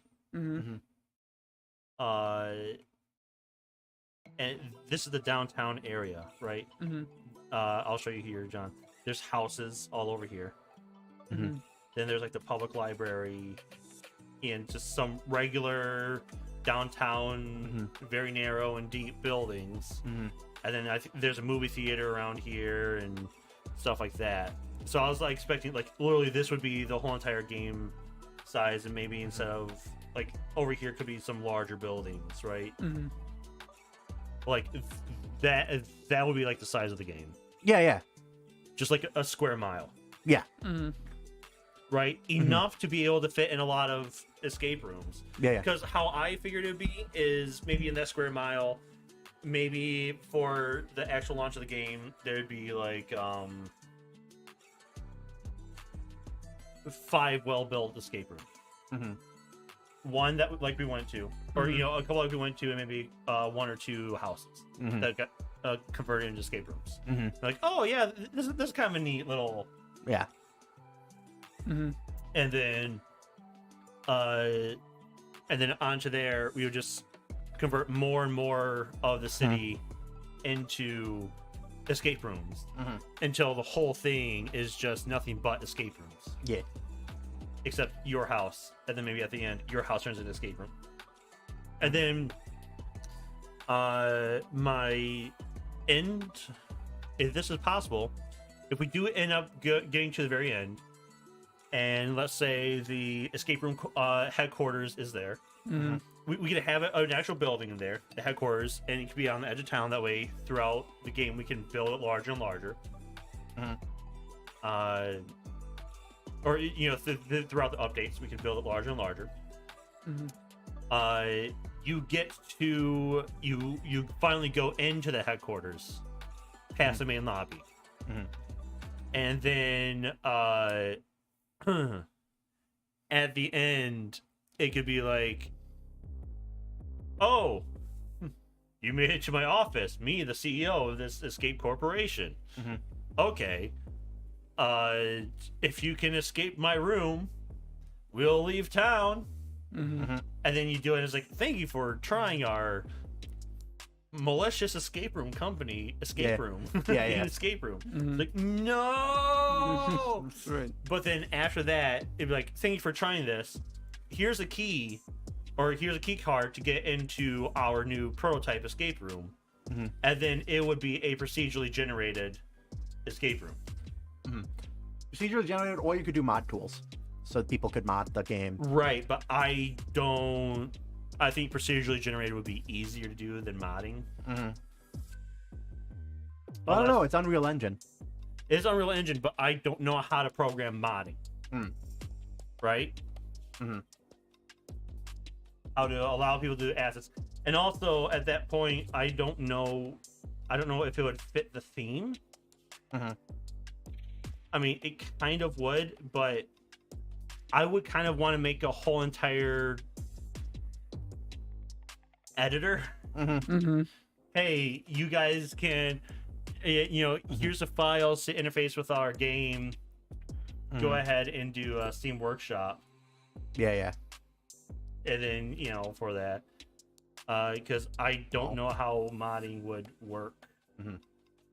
Or like a level editor. Nor do I don't know if I would want it in there. Right. Because if you look at Escape Simulator, they got some neat rooms, but they all have a certain level of jank. Yes. And if we can make a game without that level of jank for the whole entire way, and have it do it decently. Yeah. So what do you think between it being a real thing that's actually happening, or it's like laid out in like this could actually be like a real actual just escape room complex? I think either or is pretty good. The evil escape room corporation gives me Aperture Science vibes, so it's like just Aperture Science but escape room. Is that good or bad? Good. All right. As long as you go cheesy with it, especially if it's I mean, yeah, first portal cheesy, or second portal will burn your house down with lemons cheesy. Yeah, either or. I liked both of them. Both of them were very good games. Yeah, I kind of like the escape. This is just a giant escape room vibe. I think that's kind of funnier.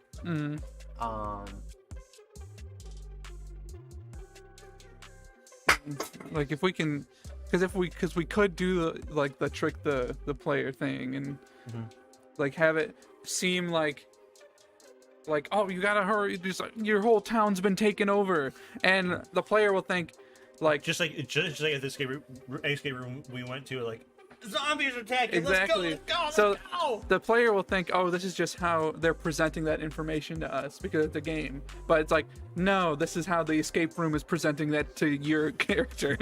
There's another layer of abstraction that you guys haven't even figured out yet. Yeah.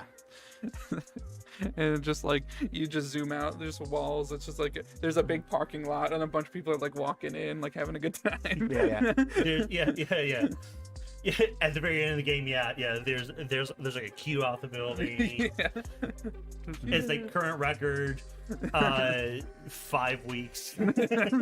Yeah. Just Or like you like you start to like see like things don't look quite right as you like progress through the game. Like if you're paying attention, like, hey, then maybe that building doesn't look like as 3D as like the other buildings because it's just like a flat prop. yeah. Or like the evil corporation like doesn't look as tall as it should be because it's like they've done the Disney foreshortening.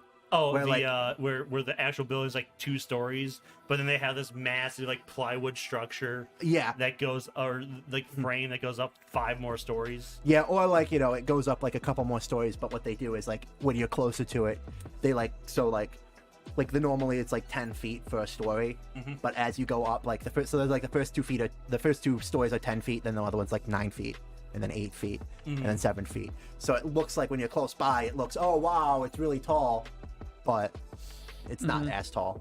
That's kind of the way I was saying, especially like the town too. How Yeah, it's like they're not real houses, but they kind of look it. They Yeah. look like real houses, but it's more of a facade. They look like real houses, but like at closer examination, like this isn't, something's wrong. The only thing with that is you have to worry about is you want to make sure that people know that that's like an actual design choice and not like you know. Also, one neat thing is I figured we'd launch the game in 1.0 status when we have like a handful, you know, like maybe 5 decent escape rooms, Yeah. right? But it would be like $5. And then we'll release, and then when we're developing the next few, right, then we do small updates to the game where you create construction zones around the town of where the new escape rooms are going to go. Yeah. And so first off, they got to bulldoze the houses, right? And so one update, it'll be like a bulldozer and dirt everywhere. Then it'll be nice and flat. Then foundation will poured, and then posts as we get further and further along. And then, you know, the whole building will be built, and then signage will go up and stuff like that. Yeah. I think that'd just be cool. I don't think there's many other games I've played where it's like, oh, a new feature's coming in right here. Yeah. And then here's kind of some progress for that. Right. Yeah, I don't think I've seen that before either. So And I that- think that'd be neat. And that could work with like this is just an attraction thing, because they do that in like Well, also it would work either way. It would work either way, because look, they took down Billy G's house, and then maybe the player would be like, oh man, that's my childhood home right there. Yeah. I don't remember my parents selling that. yeah. Those were our thoughts on that. Yeah, I think that sounds neat.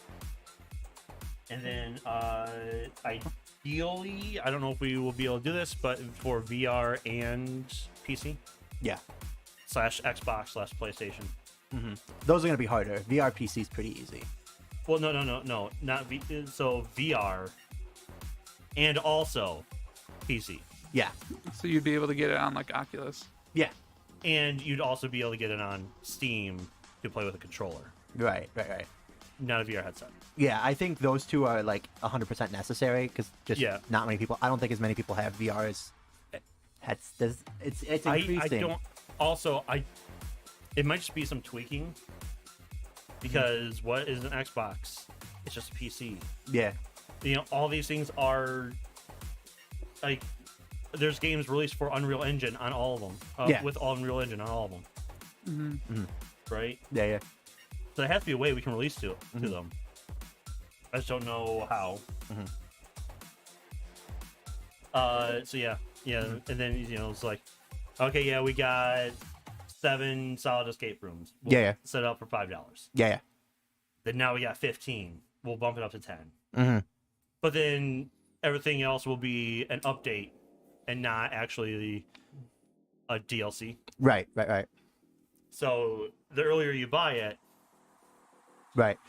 You have to see Minecraft how. style. Yeah, you have to see how Steam's pricing works because I don't know if they'll let you raise the price of a game. yeah, maybe. Because I just the only person I've seen do that is Minecraft. I mean, it makes sense, but I've only seen Minecraft do it.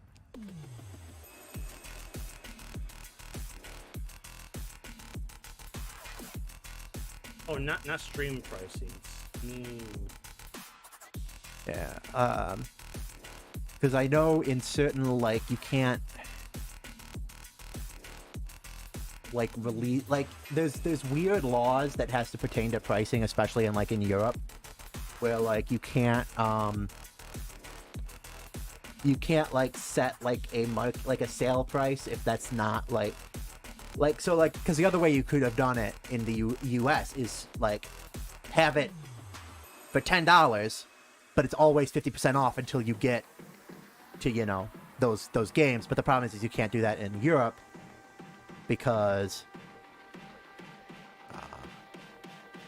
of European pricing law.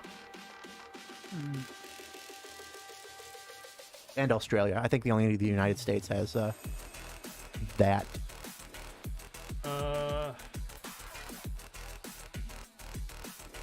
I'm not even sure. It might just not be as well defined, but I'm pretty sure you're not supposed to do that here either. A fake sale. Markup to put on discount. Yeah. Yeah. But people do it all the time. Yeah. It's hard. I think it's maybe nearly impossible to it do. is. So you can change the price. We suggest that you wait at least 2 months after release before you change your price. Okay. You cannot change the price happen automatically. So you can't set a program that says, hey, at this date the price goes right. But as far as I know, can I raise the price of my game when transitioning from early access to fully released? Yes. Okay, well that's the answer. But that's if we go from early access, if we even want to go early access. Well, if you're still working on it,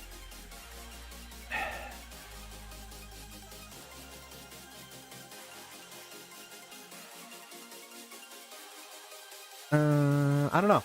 I don't know because the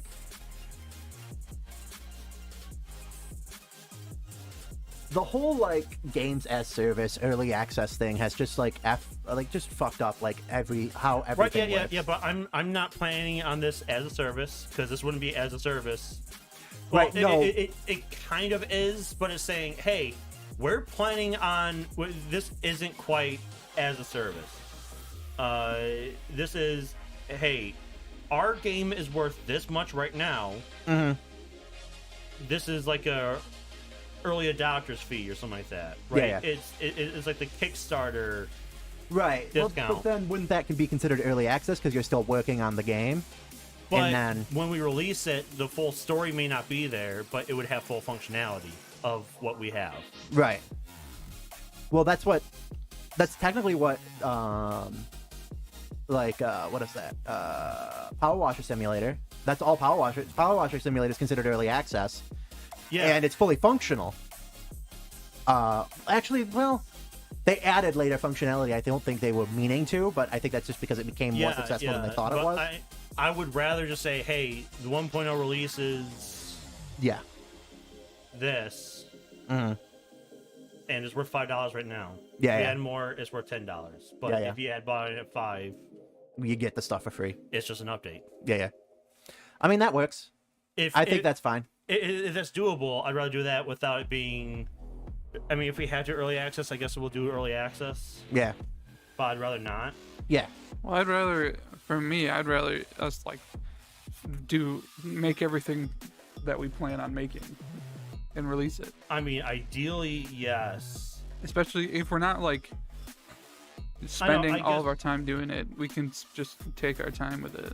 Yeah. We don't have like a deadline. I mean, it'd be good to like set like, you know, like, oh, let's try to get it done, but we don't need to like get it out, because especially if we're gonna have at least like, even if like it's not like an in your face narrative, you know, like a kind of behind the scenes, either direction we go with it, either, you know, you get to the end of that and they're like, you know, you didn't actually take down the corporation, or you find out at the end that there was no corporation, it's just a big escape room. I'd rather get to that point and then release it. You know what I mean? Like, yeah, fair. And then if we make more, that's like either a separate thing or just extra standalone, or like mini like side levels Yeah. that we can add on. Yeah. So the goals for the game, at least tech wise, is In Escape Town, Ohio. well, yeah, that's where that's where this little town is that I showed you is in Ohio. That I would choose like Ohio or Indiana, like some Midwest, but it's in like the middle of nowhere. Pennsylvania, Ohio, Indiana, Iowa, Wisconsin. Yeah, but the town that I figured, I was like, oh, this would actually be quite a decent area. Yeah. It would have just being in Ohio. Yeah. Also, this is the building, by the way. Okay. Yeah. It looks like an airport. That's kind of. Yeah. Yeah. I guess we'll just have to see how much of a groove we can get in. Yeah. With these escape rooms, because we can like break out an escape room a month or a week. Yeah. All right. Yeah. I don't think you'll be able to crank out one a week, but. Well, no, but one every couple weeks. Yeah. Well, it depends on how I guess it depends on how it's programmed. Yeah. I think it has to, like, if we can just have, I've had some coworkers say that they're interested in modeling. Yeah. So if we have a couple people that are actually working on models for puzzles, and we're coming up with the puzzles, you know, giving them sketches on what the puzzles would be. Yeah. You know, and then we could do rough drafts and something that someone at work brought up was like they take over the mechanics garage. So then you have to repair a customer's vehicle to get it working again, and when you start the car, something shoots out of the tailpipe. Yeah. And oh, look, it's the clue. Yep. But then that's the whole mechanics garage puzzle. Please, can it be like a note that's been shoved into a potato? Like it's like a scroll, but it's like sticking out of the end of a potato. I love how you're talking that like you're not going to be helping with this. Like we're not going to force you to help with it. Yep. Oh, looks like I'm gonna have to learn modeling, everybody. Yeah, because we're gonna. I mean, it. Like, if you're willing to do some modeling, it shouldn't be too different than From CAD. CAD. That's what I'm thinking. I wonder, Especially if you can get like do stuff in a CAD program and just export to Blender, yeah, and then just do like the wireframing and stuff in Blender. yeah, I wonder if that's a thing you can even do, probably. because I'm sure you can. Because I know you can do like stuff in Blender and make it for a 3D printer, but you can also do stuff from CAD and make it into a 3D 3D printer printer. models. Yeah, I bet there's a way to do that. Remove the space. So yeah, it's like Mike can help design buildings. You can help design or make buildings after they've been designed. Yeah. You can help design any moving parts. Right? We have the people. Yeah. It's just learning it and getting to do it. And the hardest part is Unreal. Yeah, yeah, And if I had to do all the Unreal stuff myself, I guess I'll do all the Unreal stuff myself. yeah. But yeah, there is an Unreal bundle right now on Humble Bundle for $25. And it And gives it you all is the. a whole course on how to use Unreal, how to program in Unreal, VR, multiplayer, all that. Mhm. Cool. And as a joke, the name of the game will be City Escape. Oh, yeah. Running around at the speed of sound. Got places to go, gotta follow my rainbow. We'd have to reference it somehow. Did you hear about the new like Sonic Origins thing? They're releasing a bunch of. They're like updating a bunch of games and Yeah. releasing them, but they're using a stupid DRM system that really sucks. I didn't hear about that. I just heard of like the weird bundles. Yeah, the weird pricing bundles. Yeah. Also, screw DRM. If you want to pirate a game, Well, fuck it. they're gonna do it. Yeah, that's what I'm saying. And a lot of people, especially back, like most people who pirate it, want to try the game before they buy it. Yeah. Which is also why I want to make a fucking demo. Yes. Make a demo. Make a demo. Either something that is a prequel to the story, something completely different, just a whole another micro game that's just one escape room, or it would be the first level of the game. first one or two escape rooms. Yeah. Yeah, I would, if it were me, I would do, because it's probably going to be a tutorial escape room Yeah, to get you to figure out the controls and stuff. And then I would do the tutorial escape room and One one other. Yeah. escape room. yeah, like a medium escape room or something. Yeah, like yeah. that. Sweathead. And then see if you can, I don't know how hard it is to implement, but one of the cool things about this one game I played was that their demo was the first part of the game, right? Mm-hmm. And then But then if you play the demo, it would just take you back, If start you- you off there. yes, it would start you off, like if you're like, oh, I really like the demo, I'm gonna buy the full version, it would start you it would just take your demo progress and then just bring it over to the full game. Yeah, I have played. Games that do that. Yeah. Yeah. 'Cause I don't think you played the game because this was Dragon Quest Builders too. It should be feasible because as long as it's on the same computer. Yeah. Because then Then it would just be a check, wouldn't it? It would just be a check to see if they have the. Yeah. So what you do is there is a Microsoft or a Windows temp folder, Mm-hmm. and in that temp folder, we can make it and we can say, all right, has a Boolean has completed demo. Yeah. Yeah. True. Okay, we're just gonna start you off right where you started. Yeah. If it is the first couple of escape rooms. I was gonna run even more jank. Like, oh, the demo is just the full game, but it just checks to see if you've bought the full game or downloaded the demo. Well, now you're just asking people to pirate it. Yes. Yeah. Or what we do is whenever you purchase it, we email you a text file with a whole bunch of challenge answers, and then at the end of the first escape room, they get a prompt with a challenge, a question, and then they have to go into the text file for the challenge answer. Well, Fun fact: that's how they did DRM back in the 90s. Yep. and I know how you described is how they did demos back in the day, at least a couple times, Yeah. where they just it's the full game, but there's just like a timer built in. Yeah. It's like, okay, you got 1 hour to play. Yeah. That was how it was a Nintendo thing ran. It was just like it was the full game was in there. Oh, it was Smash Brothers. They had like all of these classic games in it, and all it was the full game in there with timers. Because I think one person was able to beat a speedrunner was able to beat the game within the time limit that they gave them. Yeah, because it was Ocarina of Time. Yeah. Oh, okay. That the challenge became who can beat it during the demo. Yeah.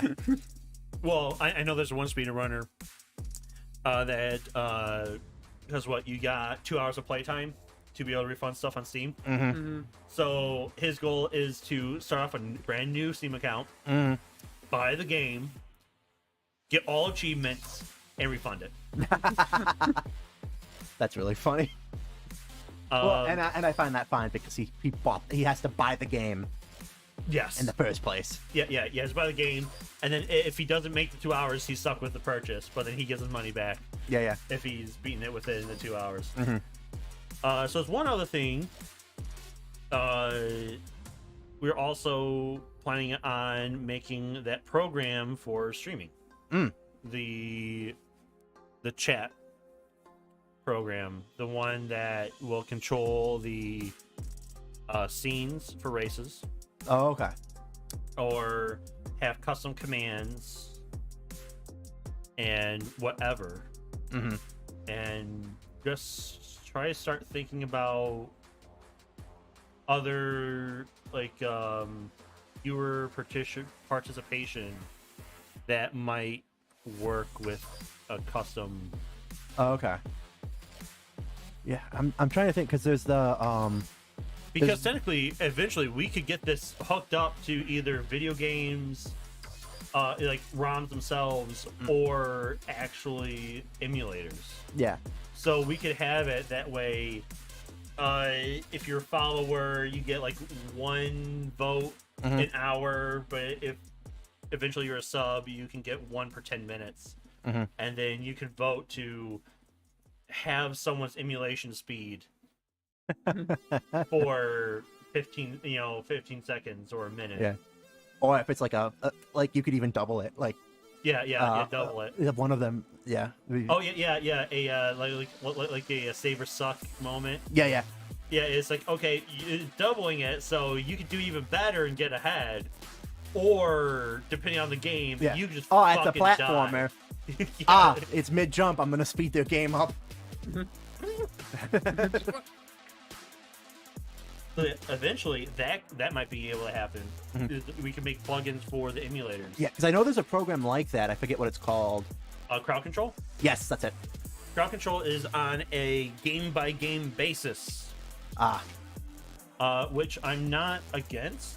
Is that we would probably have a small pool of games, and it would slowly grow from there. Because you would actually have to program in commands for that game. Yeah. In that game alone. I see. And that takes assembly. Yep. As opposed to what you're doing, which is more general stuff. Yes, this would be generic. If I can make it work for the 5 or 7 emulators that we use, and create something that will interface with the API, and send and communicate from the server to the emulation, just the emulator itself to change, maybe resolution size or resolution, like see if it can like just drop your resolution down. Yeah, right. It's like your screen goes from here to here, or it's all of a sudden full screen. If I could do that, that'd be funny. And then as that way, okay, during the races we can play any of these, and then any of the commands are good for them. Or like invert colors. I don't know if there's color commands you can do for some of these, because we would have to make a plugin for each of these. Right. So depending on what that plugin's power is, that's what we would have to do.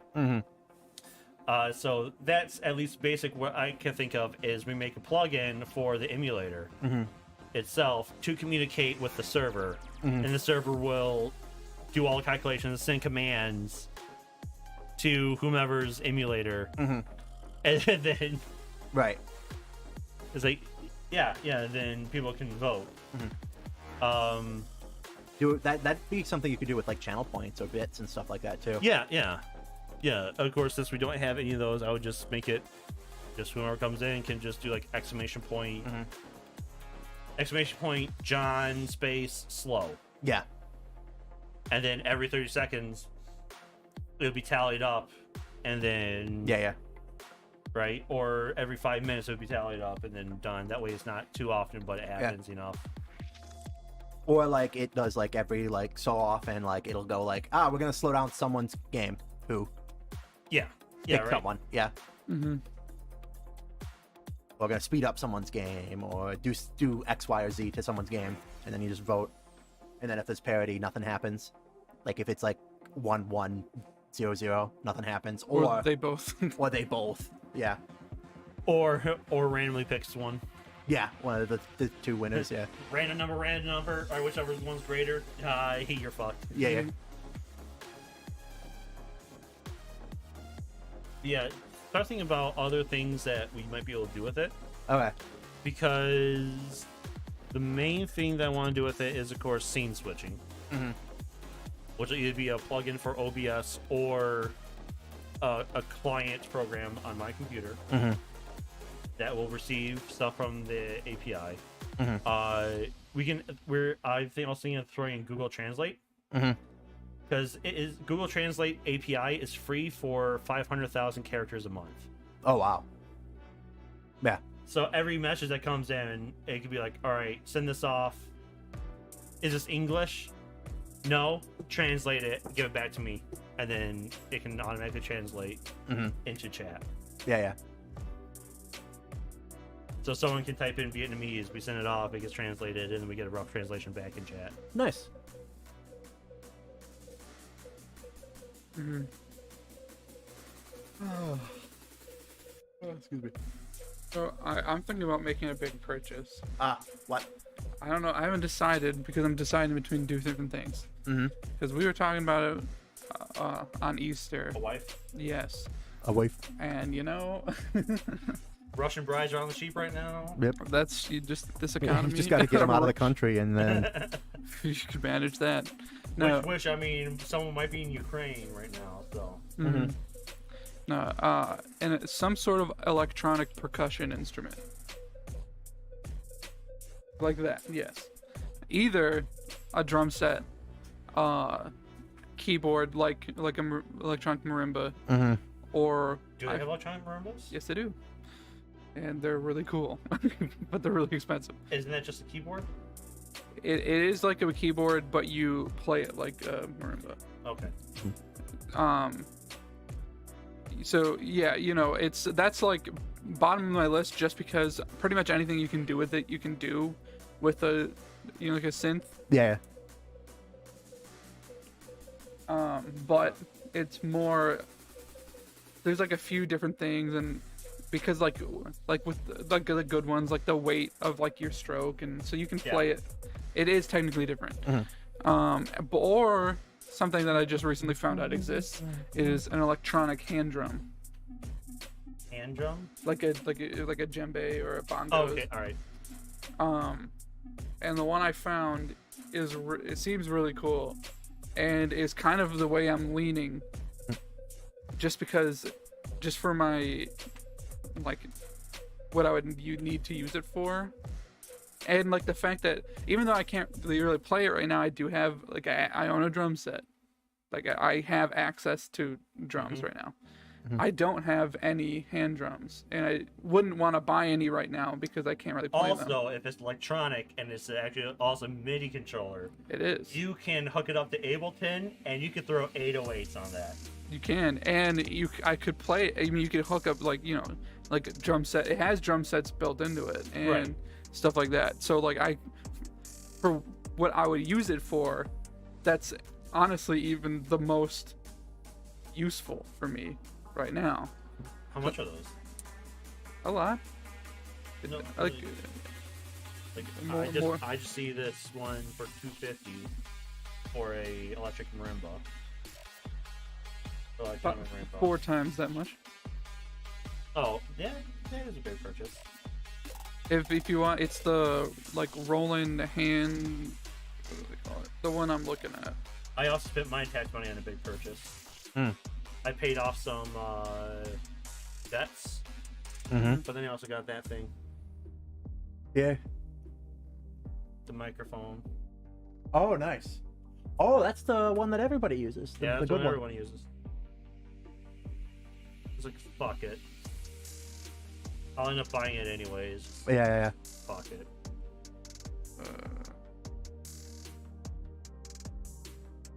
That's it. I mean, I was expecting something a little different. What would you think it would be? The hand drum. I didn't know a hand drum was flat. Yeah. Well, you've seen bongos before. Yes, I've seen bongos before. I was thinking more of the that? yeah, the round one. No. Okay. I'm not. I mean, this could play the sounds of that. Do you use drumsticks on that still? I mean, you could, but you would mostly use your hands, as it is a hand drum in the hand percussion. So yeah, because it like it essentially will like keep track, like it like will note like, oh, if you're like one hand's on it, then it'll like mute the sound, and like it'll like keep track, and you can Okay. if you like push down, it'll like bend the sound a little bit as if you were pushing down on the head of a drum. Yeah. Roland makes good stuff. The only reason I haven't bought it now, because I would get it next week. Everywhere that I've looked, it'll like ship to a store at least in the next few days. Usually I buy myself off of Sweetwater because they're one state away, and it gets to you in like a day. So if I got it from Sweetwater, I could have it Tuesday. Yeah, like, because they do like FedEx first class. And it goes from Fort Wayne, Indiana, to our local one. Yeah. In a day. It's literally one truck. Yep. And it says our local one is like the distributor for the area. Mm-hmm. And like boom, and then straight to your house. Yeah. I might go with Guitar Center though, just so I could go pick it up and not have it sit. You know. Yeah, fair. Or get it delivered here. Yeah, I was thinking here, or asking John if he can get it delivered there. Yeah. That'd be fine. Well, or you can get it delivered here. Mike's usually home by like 2, so it's not sitting out. And then I can bring it to you the next day if you don't stop by and pick it up. Yeah, but I still haven't decided, just because, and it's just, you know, within the nature of like electronic percussion like that, it's just like you're playing off of samples, and like if you like hit the same way both times, it's gonna sound exactly the same, and it has that a tinge of unnatural sound to it when you're like playing. If you just like go like this, it's gonna sound ding ding ding ding ding ding ding ding like the exact same. They are getting better though. They are. It's like. But is it at the point where it's good and doesn't sound manufactured? You know, because even with like the electronic drum set, it's the exact same sound every time you hit it. It's just slightly softer or slightly louder, depending on how hard you smack it. Right. So it's the kind of thing where it's like in context, like if I were tracking it into like some tune I was making, it would be great. And that's what everyone says. I've only ever seen like one negative review out of like. Yeah, I brought it to a drum circle and everyone just laughed. Yeah, but it was something like irrelevant. Like I don't remember what it was, but it's like universally glowing reviews. So it's like it does the job very well. And that, like how people have said, it's like when you're using it like in a track, like the normal person won't even notice. Like the sounds are really good, and like no one's gonna even know. Counterpoint, check reverb. If there's any on reverb. Yeah, I know I've seen a couple used. Yeah. Floating around. Or go on Sweetwater and see if they have like a floor model or something like that. But yeah, if I could get, that's I think what would clinch it, if I could go try one. Yeah. Cause that like I said, I'm like unfortunately for my bank account, close to doing it. Like I'm like, oh, I could do it right now, but I need to be responsible. And like I would like to try it, just get my hands on it, because it's mostly just gonna. The sad truth is it's mostly just gonna be a toy. Yeah. That's the sad truth, and so I need to know that when I'm using it, I'm like really enjoying it, and like I'm getting. It's scratching the itch that I need for hand drumming. Yeah. You're making sure it sparks joy. Exactly. If it doesn't spark joy, it needs to go. Throw her in the trash. She doesn't spark joy. Exactly. Does it spark joy? No, but neither do you, bitch. Yeah. Bye. As the thing with like one of electronic mallet keyboard is like I have a marimba, even though like I don't play it a lot, mostly because of the sound. It's like I have access to what that provides. Same with the drum set. So that's why I'm like hand drums. That's kind of where I'm leaning. I need to get Mike to go take off the cover on that air conditioner. It's gonna be 80 tomorrow. Oh, really? Well, 79. Yeah. It was 78 today. Yeah. So it's like I can't. Yeah. Well, my I know you can't do what I'm gonna do, but my plan is to open all of the upstairs windows, and then try to just try to ride the cool, like let the whole house cool down to whatever temperature it's gonna be tonight. And I think it's gonna be pretty cool. Heal everything up in the morning. See if I can. Yeah, my eyes are already itching, and I don't think anything's open right now. I left a window open. Tomorrow, I'm gonna try to do some yard work. Fun. Yeah. I'm gonna do more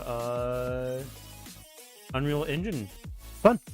I'm trying to get the second of 5 tutorials done, or tutorial projects done this weekend. Nice. I'm gonna contemplate the meaning of $1,000.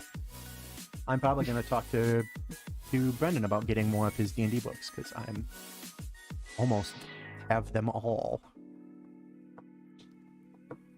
of the ones released. I haven't bought any of the special edition ones because they're pretty. I want them. They're very pretty. God dang, are they expensive? I do not want to spend $400 on a book. It's true. And it'd be $400 on a book that I already own.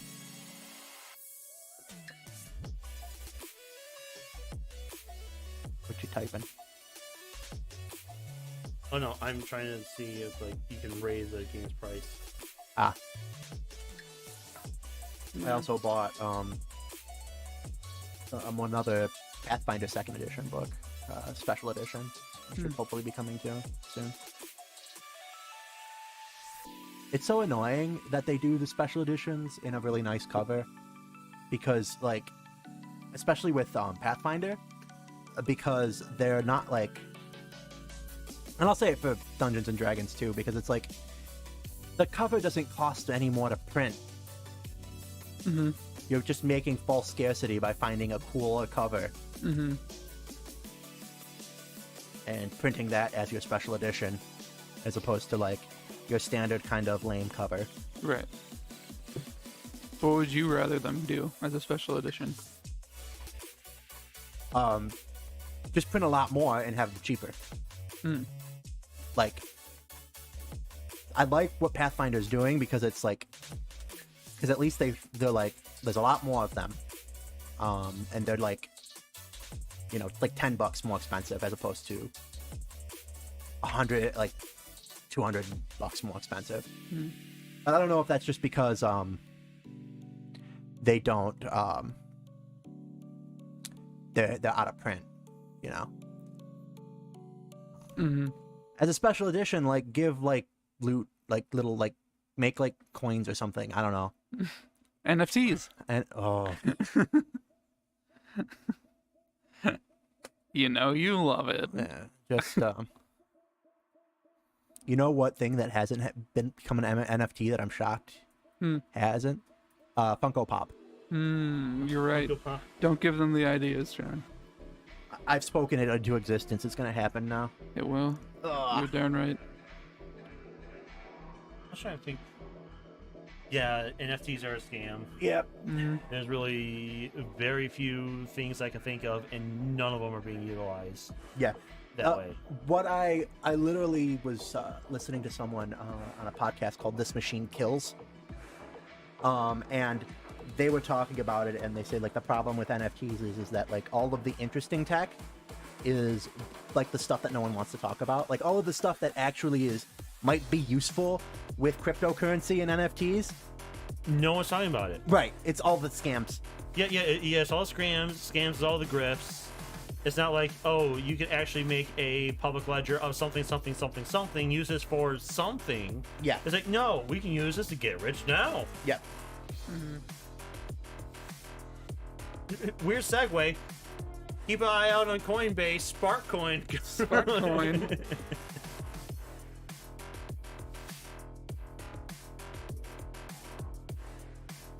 All right. Yeah, John, please start thinking about things we could do to make our thing unique. And yeah, Be- time to figure out what we're doing tomorrow.